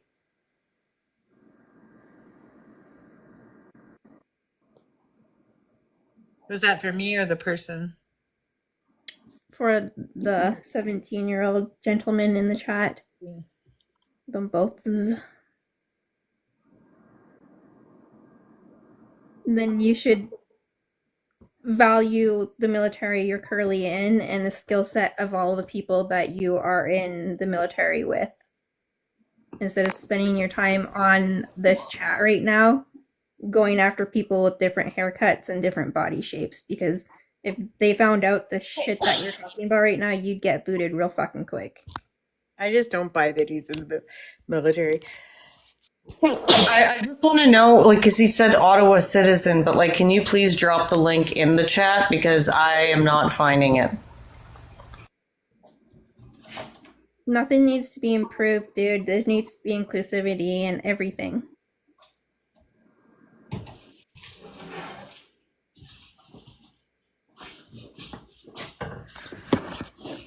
I remember as a kid, you know, one of the things being a young kid in the military life was you babysat for your friends' parents. And at the time, Bill Clinton said this great thing where he was like, I know the solution to the military, and it's going to be don't ask, don't tell. Don't ask, don't tell. It's all, it figures out everybody. And everybody was like, yeah, great idea. Okay, so I get called to my stepdad's friend's house to babysit his kids, and like, okay, cool, right? And my girlfriend and I are watching the kids, and we put them to bed, and then I said, it's VHS kind of thing. And all those guys, they used to fucking steal movies. They'd have like these VHS libraries of stolen movies in their house, right? So my girlfriend and I are going through the movies, and I say to her, we'll just pick one. I'll go make the popcorn and you just pick one. And she says, when a stranger comes knocking, and I'm like, oh, that's a scary movie. Let's put that on. And it turns out to be a gay movie. Freaking as gay as they come. Two male guys, the whole thing, right? We're just two young girls. We didn't freaking know the difference. And we didn't care. We were like, okay, dude's got some secrets. We're going to shut the hell up. You know? Did you still watch it? We probably watched about 10 minutes of it. It didn't do anything for either of us, and it outed somebody that we knew. So we were like, you know what I mean? What do we do? You know, we're emotional teenagers too, right? But we had decided, okay, we're not going to say anything. This is something that nobody else will know about. And until 30 years later on TikTok, ha ha ha. But the thing of it is I saw this gentleman a few times after, and he was like the biggest basher of gay people. Oh my God. The biggest basher of gay people. Like, I went to a few events, and he was like this and that and saying terrible, terrible things that you would never repeat. And I'm thinking, projection? Projection? Try to hide something, my friend? That's too funny. You gotta feel sorry for him, right? It's kind of like all those Republicans that broke, what was it, the gay website? Mm-hmm. Shit happens. I found the report. Well, I didn't find the report. That's the thing. I found in the Ottawa Citizen, I found the article that he's talking about. But then I'm also seeing the same article in the Winnipeg Sun. And the Winnipeg Sun is not super trustworthy. Ottawa Citizen rates as higher trustworthiness, but it is there. So he's not lying about that. There is, I just read it. And it says military leaders have been warned that Canada's troops are becoming increasingly overweight and obese, with 72% of armed forces falling into those two categories. Obesity prevalence has been slowly increasing for many years. Senior leaders were warned in a series of briefings in June 2024 conducted by officials with Canadian Forces Health Services. That in turn has been associated with an increase in sick days and medical releases, as well as reduced readiness and productivity. 44% of personnel in the Canadian Armed Forces are considered overweight, while 28% are classified as obese, according to the findings. The briefings for the leaders of the Army, Navy, and Air Force were obtained through the Access to Information Act by Ottawa-based researcher Ken Rubin. Armed Forces members have much higher levels of physical activity than the overall Canadian population, the briefings noted, but the military also had higher rates of obesity. I'm not going to go on to read the whole thing, but that's where his numbers came from. So I just wanted to point that out, that like he didn't lie about that. Well, maybe So my I wonder takeaway. how many years was this study done over? Because when Well, it's that's the thing. it's I like- cannot, but that's the thing. I cannot find the study. I can only find what's been said about the study, but I can't find the actual study. So, but if I go to like media bias check for Ottawa Citizen, they are more right leaning, but they are in like the high factual reporting. Yeah. So this wasn't even in a report. It was in a series of briefings that happened in June 2024. No, so it's just oversight, overseeing, like someone saying it. They're just noticing. They probably couldn't even, like, did they do data on all military across Canada, or is it just a few in Alberta? Like, if you don't have the quantitative data, you can't make that judgment. If they can't provide the source for that either, I wouldn't call that factual information. Curious. Like I it kinda says feel like here, it says Starline, they need you. I feel like the military needs to give you a job. No, they don't. Yes, they do. Rubin said that the Canadian Forces and Department of National Defense tried to hide the reports in question. So now they're talking about some reports. He submitted 2 requests under the Access to Information Act in July 2024 for records discussing data on the overall physical fitness status of military personnel, as well as documents about weight. But DND's Access to Information branch informed Rubin that a thorough and complete search of records was conducted and not a single document could be found. Rubin then submitted a similar request to the Canadian Forces Morale and Welfare Services, an organization separate from DND, and received 141 pages of records. That included the briefings produced by DND and Canadian Forces staff on obesity and physical fitness, and the ranks, and presented directly to the heads of the Army, Navy, and Air Force.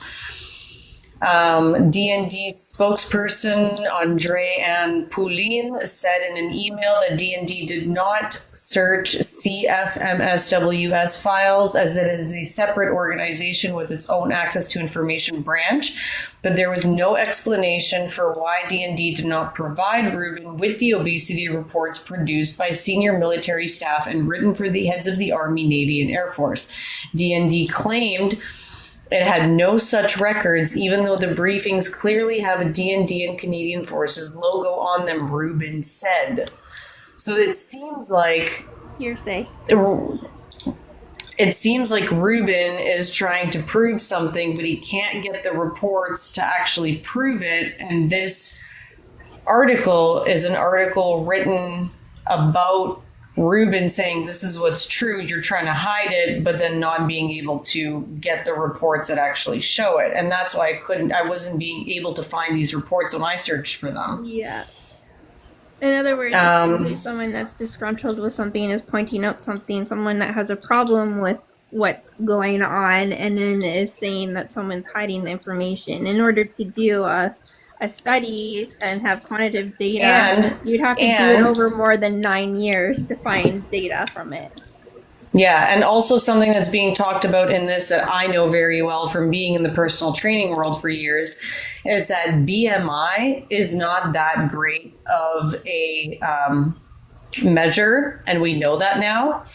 It's an okay tool, but like for example, if somebody has a high muscle mass, they can still show up with a high BMI that puts them in the overweight or obese category, but they might not actually be obese or overweight because they're looking at overall weight and they're not looking at how much of that weight is muscle mass versus how much is fat versus how much is bone, etc. So if you're going to be looking at military personnel, I'm sure that some of them have like quite a bit of muscle on them. So I don't know if they fit into that overweight category because they were really heavy in muscle, which ends up weighing more than fat, right?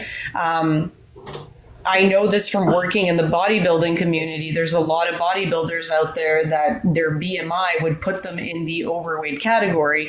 But if they go by body fat percentage, then they would actually be very, very fit. So the only tool that was used here was BMI. So again, that also provides that there's also issues with that. And this article does point that out, that BMI is not a perfect tool and it has limitations. But again, there could be some truth to this. Like I definitely can see some truth being there in terms of, Oh yeah, for sure. and you know, we're seeing that problem kind of worldwide. It's not like just a Canadian military problem. Yeah. It's kind of everywhere, and it's because our lives have changed so much. We do a lot more sitting. We don't do as much walking anymore. Food being so easily accessible and fast is also usually the food that's the worst for you. But again, there's some nuance here that should probably be talked about. But I just wanted to point out that he didn't come up with that number all on his own. It is reported in both the Ottawa Citizen and the Winnipeg Sun.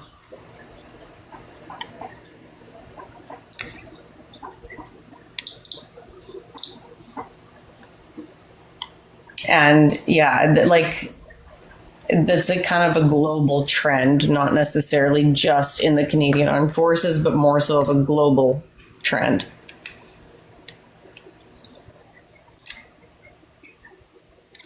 Anyway, just wanted to, you know me, I like to get in and do my research. No, I love that about you.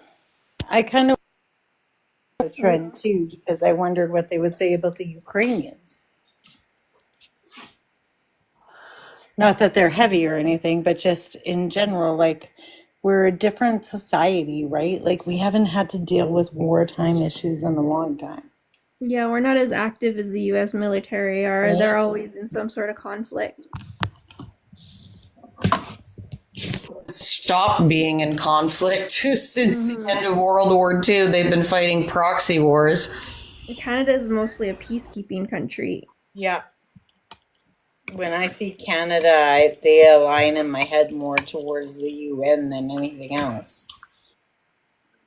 The only threat we have right now is from the U.S.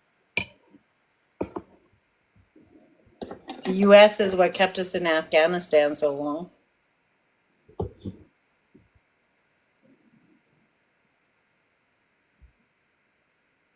Not sure what.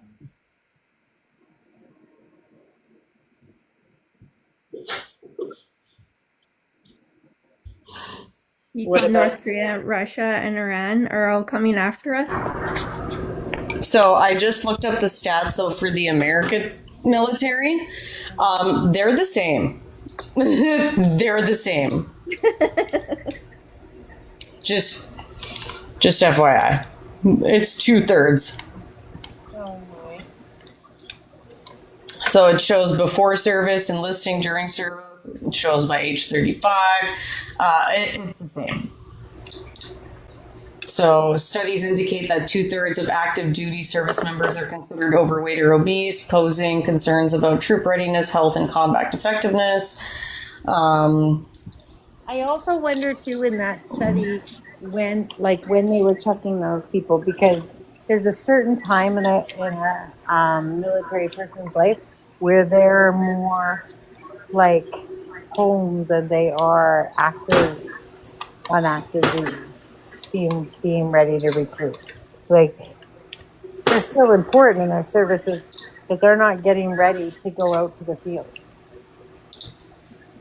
There's a reason why U.S. Marines are U.S. Marines. They're more rigorously trained than the average person in the Army. Of course, their numbers are going to be different. Like a guy sitting at the supply desk for 5 years is not going to be ready to be in active duty. Like, that's just a gimme.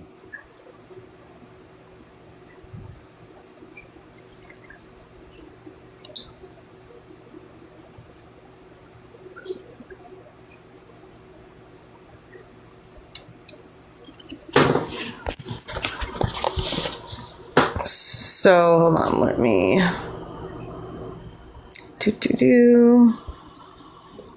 how do I switch up my camera here? There we go. Not that I'm saying what he's saying is not true. I'm just saying that there's different things to calculate So- that piece. Again, this is looking at BMI, so BMI trends. So at enlistment, you have about like just under 50% that are underweight or overweight or obese. And then as you move in during service, look at that. 31% are normal weight, 21% are obese, and 46.1% are considered overweight.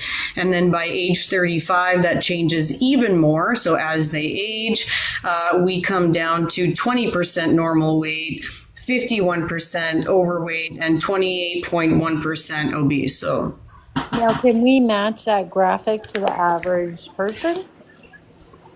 what do you mean? What's funny is you're only 17 years old. Your Thank you. metabolism is at its peak right now. Are you talking about Easier this for you to military keep off versus weight. civilian? I think Curious is nailing it for me. What I'm thinking right now. Like he's talking about like how everyone should be at super fit. It's easier for you when you're 17 years old. It is, my dude. I assure you that.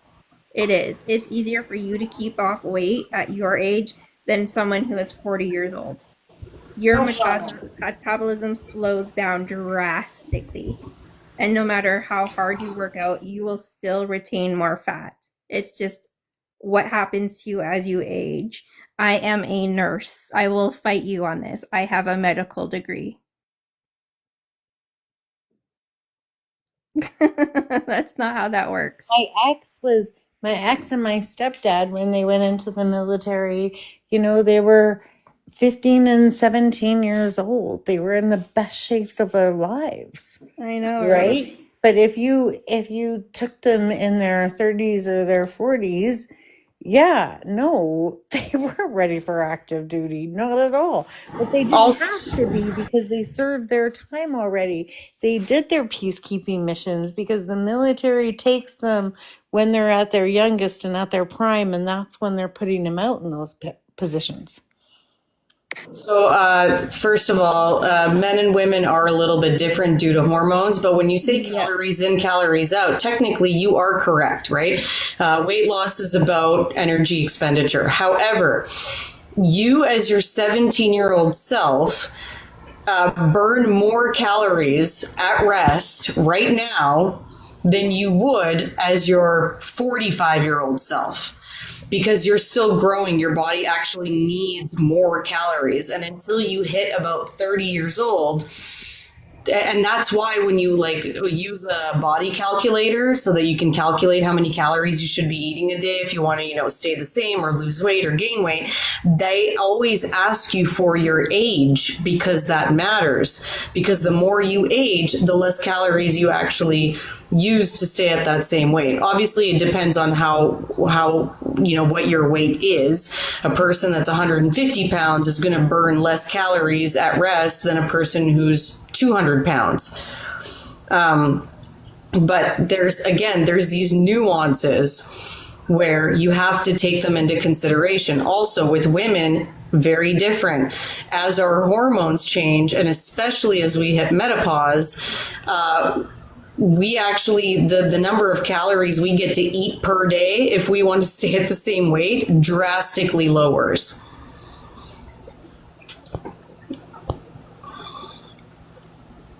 Yeah, people can simply take in less. That is 110% correct. But just saying that doesn't mean that it's easy for people. Eating is such a huge part of our day-to-day lives. It is not like people need mental health support a lot of the times when they're going through a weight loss journey. I know because I've led hundreds of people through it in my life, and it's not easy. It's not as easy as just simply eating less. But also too, like, I mean, the different stages of life, weight does different things to you. And it's not just about eating less. It's not just that simple. If it was just that simple, then we would have all the answers. But it's hormone imbalances. There's all of these different things that are scientific that they have to figure out. There's just not an immediate answer all the time to eat less. I think everybody would love to have that solution. It's a fantastic solution if it were accurate, if it was like a one size fits all, but it's just not. To be brutally honest, calories in versus calories out is the way that people lose weight, but the nuances need to be taken into consideration because it is not that easy to just eat less. But technically, any diet that works is all about cutting your calories, whether it's through keto, whether it's through going vegan, the reason that diets work is because you are limiting calories. But the limiting calories part is very emotionally and mentally challenging for a lot of people, especially when we live in a society that waves food around in your face at every single corner. So there's a psychological component to eating less that we have to be able to take into account when we're dealing with people trying to lose weight. And it's very easy for a fit 17-year-old dude to be eating a ton of calories. And I think that you might feel a little bit different when you get older and you start having your metabolism slow down. Yeah, so again, when you're 35 and see what happens. it's like I was eating 5,000 calories a day when I was 17 and I wouldn't gain a pound. And now I look at a donut and I gain 3 pounds. You know what I mean? Like you have to take that into consideration. People also want to be able to enjoy their lives with friends. I know what it's like to be on a diet and try to go out to a restaurant with friends. It's alienating. You're like sitting there eating a salad in the corner and everybody else is having drinks and eating wings and you just don't even want to go out anymore. There's so many social components to it as well. I'm fairly confident I'm the only one on this panel that's dealing with menopause, but I can promise you and assure you that calories in and out don't work. It's all hormonal right now for me and hormonal science that works for me, whether I like it or not. Whether I embrace it or I don't, that's the only thing that's working for me. And I think we don't have a lot of science behind women and what's going on with women and why they're gaining weight and why they're not, and menopause and all of these things. And if we don't have a lot of science about women at these age groups, I kind of challenge that men beyond their 50s, a lot of people don't study a lot. And I wonder what that looks like for them in that 40 to 50 range. And I've worked with a lot of menopausal women, by the way, in my life. And most of the time I tell them that if they have the means, which again is very challenging if you don't have the money for it, but if you have the means to go to a naturopath and basically start like HRT so that you can balance out your hormones, because that does play a huge factor in it. So a lot of women in menopause that want to lose weight actually will need some sort of external hormonal supplement. What's menopause? See, this is why we can't be having this conversation with him. If you don't know, you don't know. You better ask his mommy. Ask your mom what menopause. Menopause. I fear for him.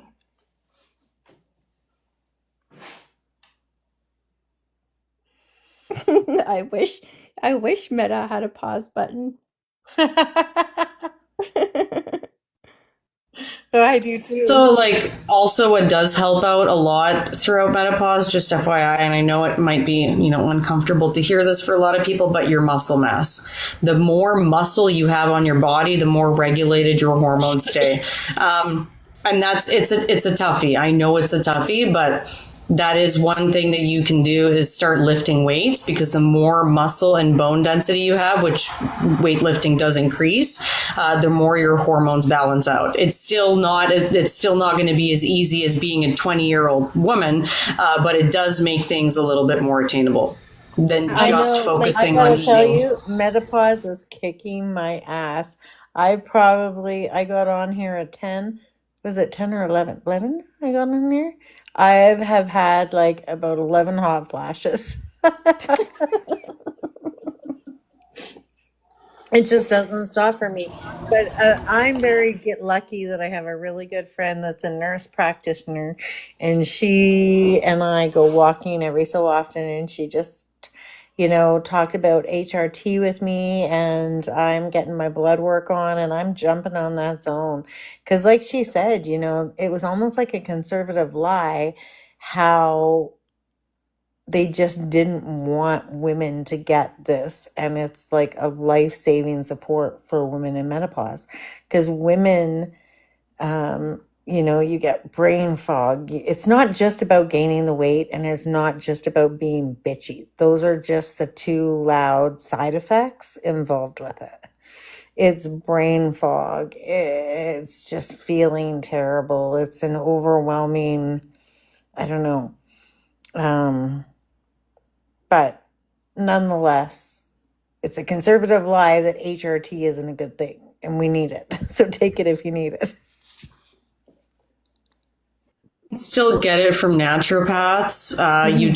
So that's what I mean. It's now a thing that's like reserved for rich people, basically. Like if you're rich, you can go inject yourself with the proper hormones and have a much easier time through menopause. But if you're not rich, the doctors won't give it to you, and it just sucks. Like that's what I mean. It's people don't realize that there are all these nuances, and when guys don't really understand what it's like to have fluctuating hormones.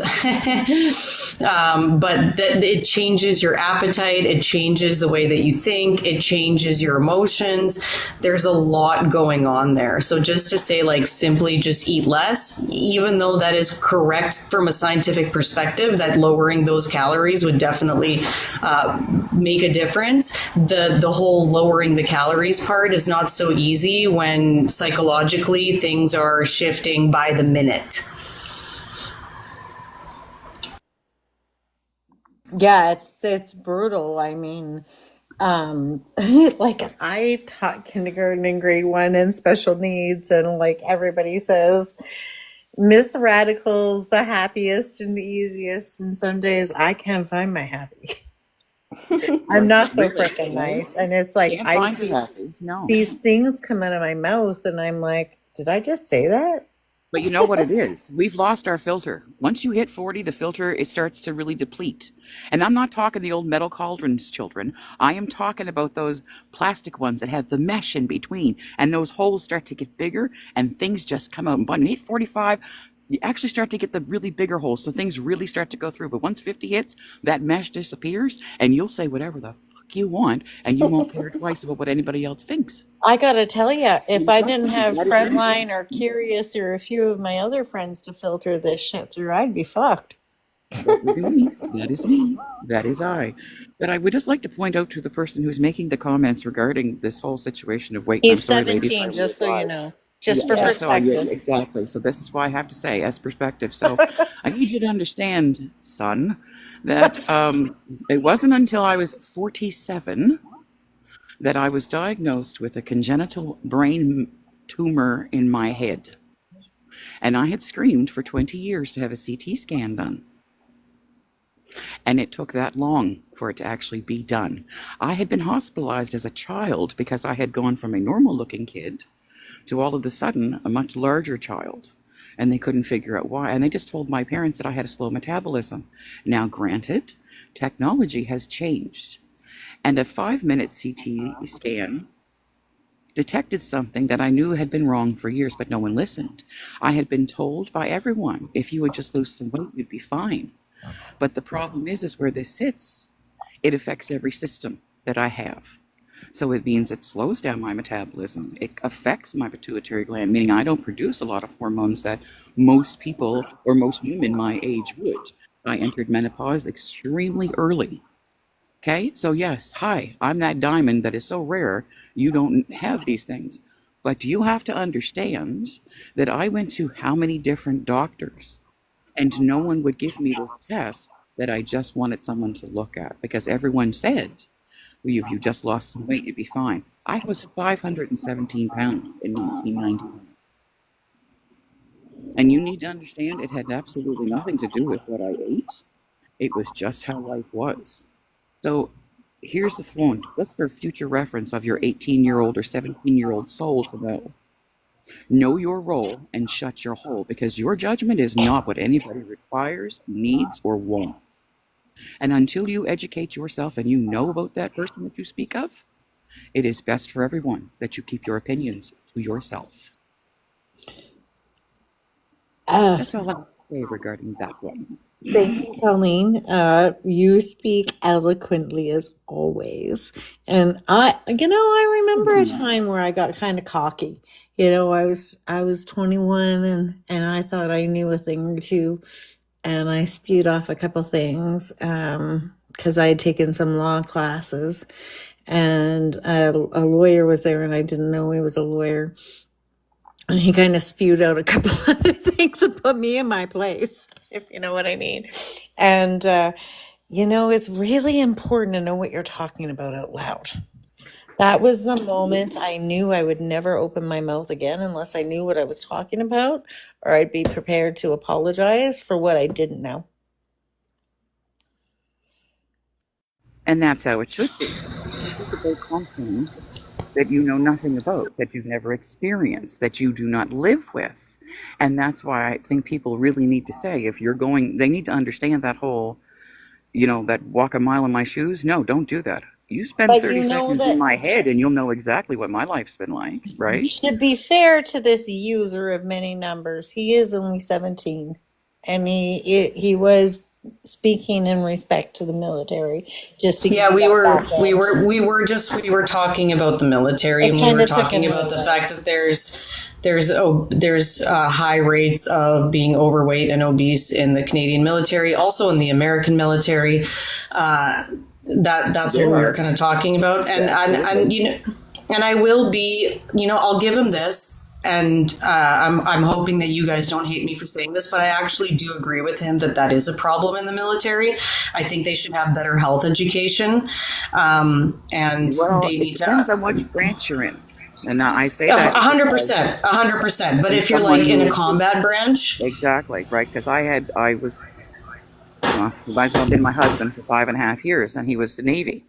Now, the Navy is very good. I mean, we all feed our people, don't get me wrong. So every day when you are on ship, there is a stop for soup. So there's whatever the soup of the day is, you get the soup. The meals are prepared and provided for you. You don't have to worry about bringing your lunch. I mean, unless you're a specific person or something like, a certain thing that you want to do, that's your business. Again, the portions really aren't great, but you have to consider, and I completely agree with you guys 110% on this one, especially when it comes to the Navy. They don't make standing sizes to go down the chutes for the ladders that you have to literally go through sometimes. You hop the first rung, you slide down the ladder because you got to get to the next level to either deal with whatever's happening, whether it be a leak, you're arming a gun, pew-pew, you're loading up whatever, you're making sure, are my ballast full, wherever, what level of the ship that you're on, or you're just going to bed. Some of these folks, one guy that my ex worked with almost got stuck. He was that kind of large, and they literally had to get to, the galley, the kitchen, so that they could grease him out. Now, he was removed from ship for 7 months, and he was put on a very rigorous training, but they are provided an hour 3 times a week, or 3 times, it was Monday, Wednesday, and Friday, that they are supposed to report to the gym. And I can tell you, branches here in Greenwood for our Air Forces, they are put to the test of checking all these things. These tests are done. Fitness regulations updates are done every year, but again, the older that they get, it isn't necessarily that they keep the same standard. But, men and women are put to the same standards of what you can do and how much you can lift and move and how fast you can go and how far can you swim and all of these things. I agree And I with mean, Pauline. you have to. I grew up in Greenwood, or a good Exactly. portion was in Greenwood, and I can tell you that they do take these things very seriously. Absolutely. Air Force, I find, is more. Like, that's what I mean. Yes. Air Force and Army do take a little bit more. And I hate to say it, but our folks on the ships definitely need to have a little bit And more. it really has a lot to do, like Colleen was pointing out, to even on the Labrador helicopters, which I'm a little bit more familiar with. Yeah. That's a background I was raised around, and the Hercs. They need to know how much you weigh for the amount of gas they're going to use in the plane. Absolutely. They need to know how much you weigh so those belts can fit around you and all that safety, security pieces can work well For your parachute as well. parachute, all of those pieces. So I have seen people taken out and like, we need to work on you. We need to help you with this.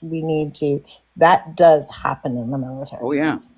And you will lose your job as a result if you cannot keep it up. And people used to think for years, I go into the military, I can have a job for life, and it's great. But hey, the standards are that if you can't keep up with it, well, we're not going to keep you. And that does happen. But again, I need you to understand, discipline is not necessarily, weight is not necessarily a discipline. Because again, there are lots of people who actually do suffer with weight issues. And it actually is an issue, like a medical issue, not an issue of being I'm lazy or I ate too much or I love my sweets or whatever the case might be.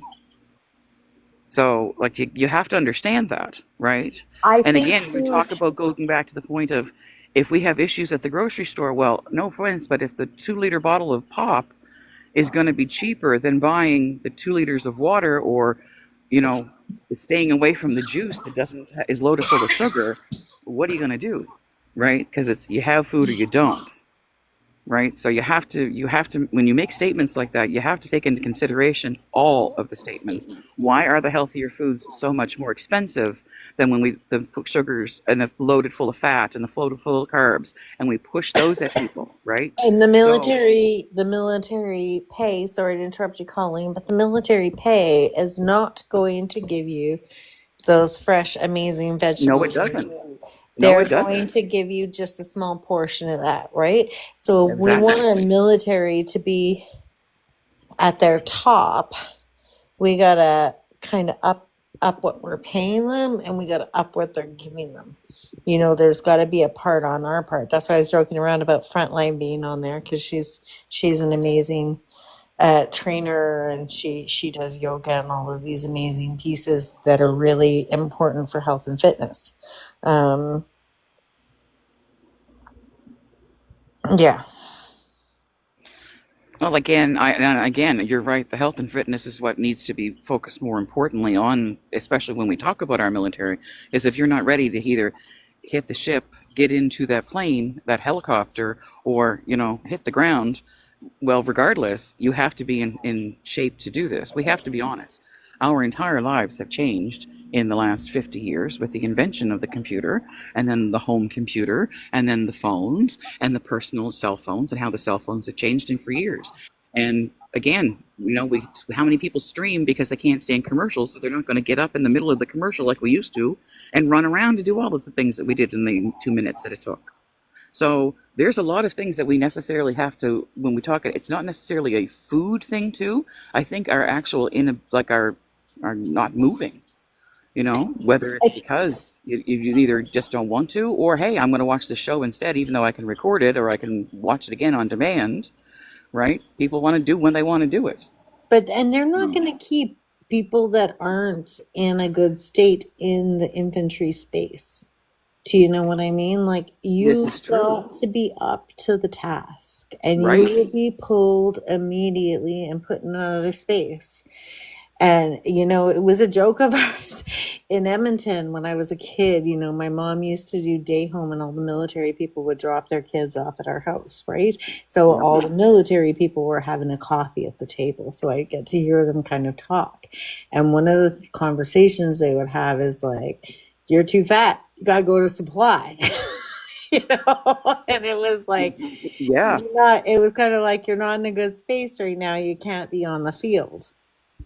This is it. Or let's take in consideration, are we turning to food now instead of using alcohol and other substances? Because we both know that the liquor flows on the ships when they go to, you know, out of port, or even when these guys are out away, or they're down in a TGX in, you know, even Virginia, and they hit these kinds of things. You know, when these things happen and they go to these other countries, these guys do get, you know, half decent rates on these things. They turn to a lot of alcohol. Yeah, So yeah, is you it read is it my the mind. alcohol that we're, you know, are they replacing Which is with the also alcohol, very, right? alcohol is very fattening. Exactly. It's full And of they get sugar. extra pay for those trips. When they're out on Exactly. those trips, they get an extra pay attached to those. And I Danger gotta pay. tell you, when thank you very much. Danger pay. And there's something else I thought too. But they get an extra, and they do go drinking and connect with other people and do that. It is a cultural piece. Can we talk about one thing too, where this guy said, sounds like you ladies need some traditional values. Hard work will keep you fit. Also, just FYI, when it comes to weight loss, 80% of it is food, 20% of it is exercise. So you can still exercise all the time and be overweight. Just Listen, FYI. dude, here, this is coming from a Gen X way. A Gen X. Not you. The other guy said that. Just FYI. It wasn't. I It wasn't just the wanna- youngin that said that. It was Surf Sky. Okay, Sir Sky, I just want to put this out there. I'm a Gen X lady, and I'm military, and I grew up in a very, very traditional household. And what I have to tell you is, if you want me to pull back, I wanted to stay home and take care of my house and take care of my family and have some pride in it. And I want to do other things in the community. Are you going to assure that my income, my retirement is covered, and I'm going to have a lovely retirement and all of those things? Are you going to assure that all my friends are going to have a lovely retirement? Different context. Oh my. Right? Because that's the thing. We paid into these systems and we've worked our asses off. Exactly. And I don't hear one person showing up. I hear a lot of people saying I should be a trad wife, or I should be a crunchy wife, or I should be this, or I should be that, right? But I don't hear anybody saying like, wow, you've done a lot of really good work. And, Exactly. you know, your kids are doing well and they're prospering, and we've done all the things that we need to do. Like Canadians, we have done a good job with our children. We have nice children. We have educated children. We've done a good job. We have a few kind of off the cuffs, but honestly, we've done a good job. When we're talking about traditional values, are we talking about women needing to have families and having children? Or are we just talking about quote unquote hard work? So how Yeah, many what- kids are what we is the hard supposed to spew out? What makes a woman? How many kids are they supposed to spew out for you before Well, if that's you? the case, I failed. I mean, a person should be, call me corny, like, how do we get, sorry, can you go over that again, Frontline, one more time for me, just so I can get my brain in order? Oh, I just asked like what he meant by traditional values. Did I that think mean like he actually be a said it sounds stay-at-home like wife? ladies like traditional values, is what he actually said. Or they. Okay. So I don't know what more. Okay. Okay, thank you. So you know what? Tradition is awesome. I love tradition. There's a lot of beautiful things about tradition, but there's a lot of amazing things that are happening in the here and now. And there's a lot of amazing things that are happening in the future. And I want to tell you that there's this beautiful thing that we learned in science, and it's called balance. It's called balance, and we can do a little bit of all of it. And we need to do a little bit of all of it. We can admire the past and the things that were important, and we can bring those things into the now. And we can sit and we can analyze it, and we can go, wow, this is what we need for the future. This is what's really going to be important for the future. We don't have to stick in the past. I was gonna say too, like they were trying to paint the picture of if you have, I know where he was gonna go with this. If you have traditional values, you should vote for the conservatives. That ideology is long gone. Exactly. If traditional values, you looked after your most vulnerable communities. They do not do that. The Conservative Party of today looks after the ultra wealthy. Call me Laura Ingalls. Yeah, I don't like the word traditional values. I feel like it's a dog whistle, to be honest. It really is. It 100% is, and I'm glad you said that, Frontline. It is absolutely a dog whistle. Like, straight up, I don't give a shit about tradition. I don't. I give a shit about what works right now for the problems that we have at hand. That's the only thing I care about. I don't believe that anyone should be stuck in a certain ideology or a certain pattern because it's quote unquote tradition.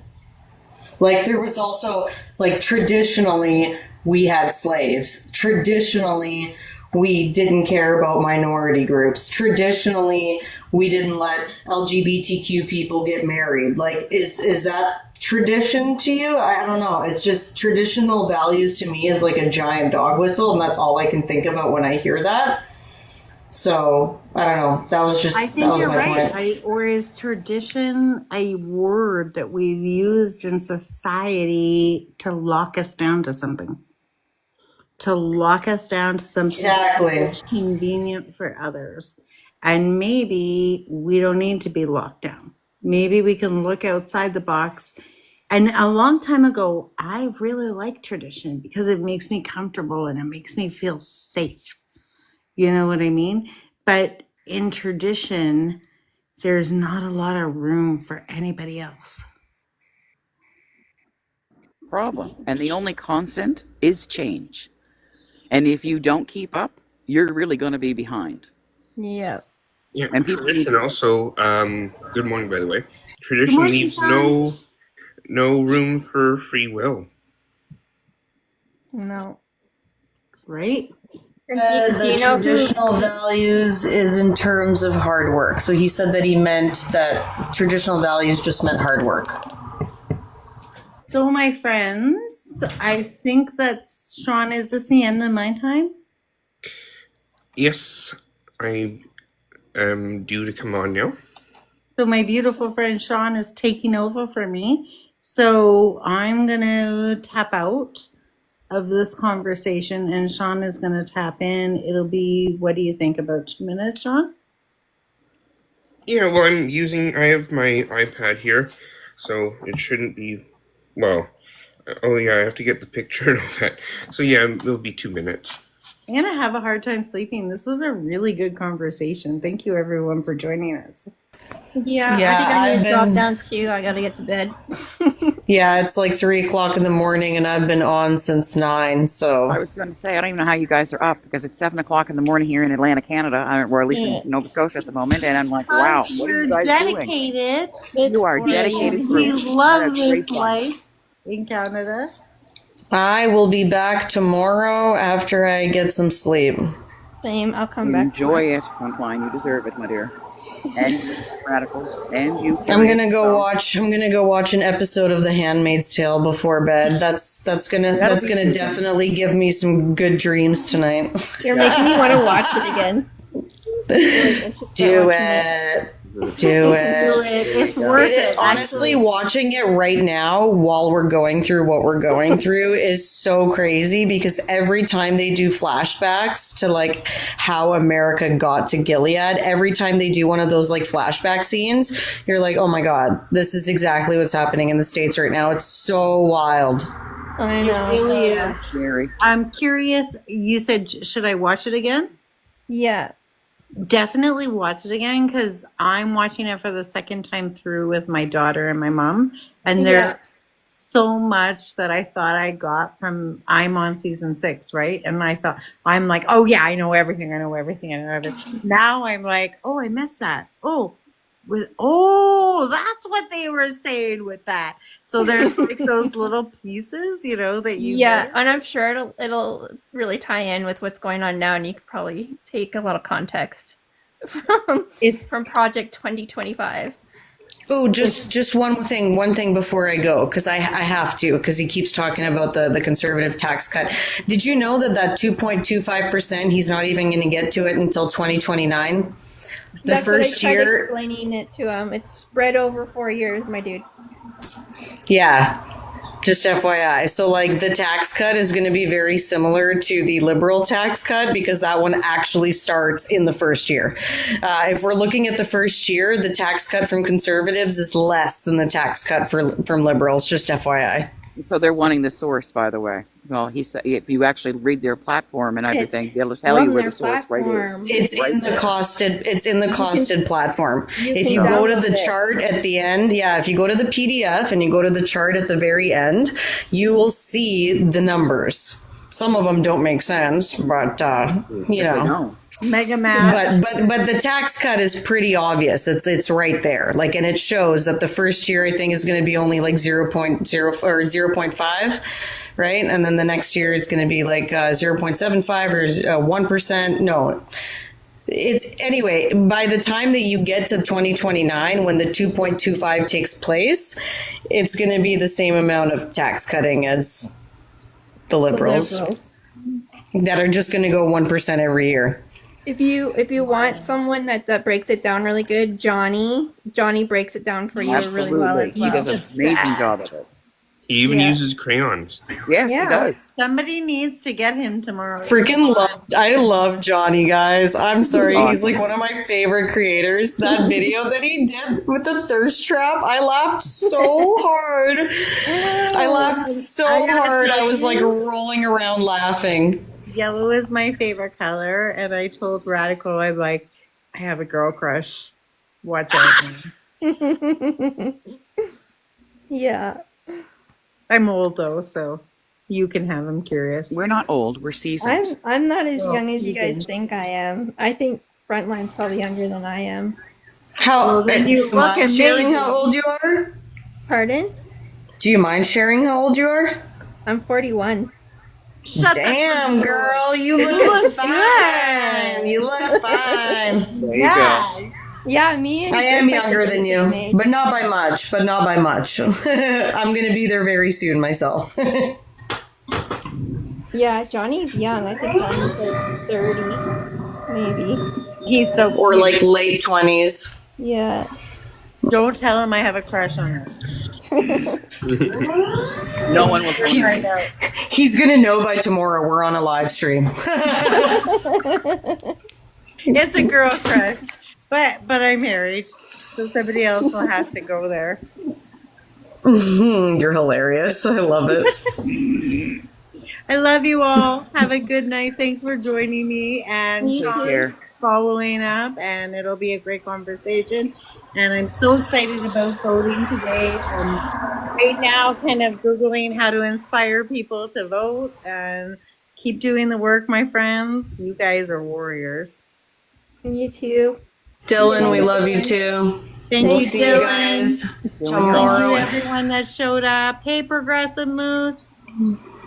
And just so you guys know, Beavers, Sean, I left write up in the mods only chat in the Discord with different ideas for what to talk about on your lives in case you get stuck and there's like a moment where nobody's coming up with anything new.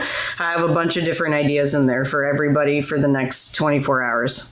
Okay. Thanks. Perfect. Thank you for I will that. go check that out. Sean, I will be back. Yeah. I have to run do some things, but you guys take care. And yeah, please get out and vote if you haven't already. And remember, the Beavers are on all day today, and tonight until 11, we're going to go through the emotional job with you guys and work through this. So we love you. We're here for you. Let's do this together. Exactly. Yep. Okay. Take care. Thank you, viewers. Hey, guys. Keep up the work.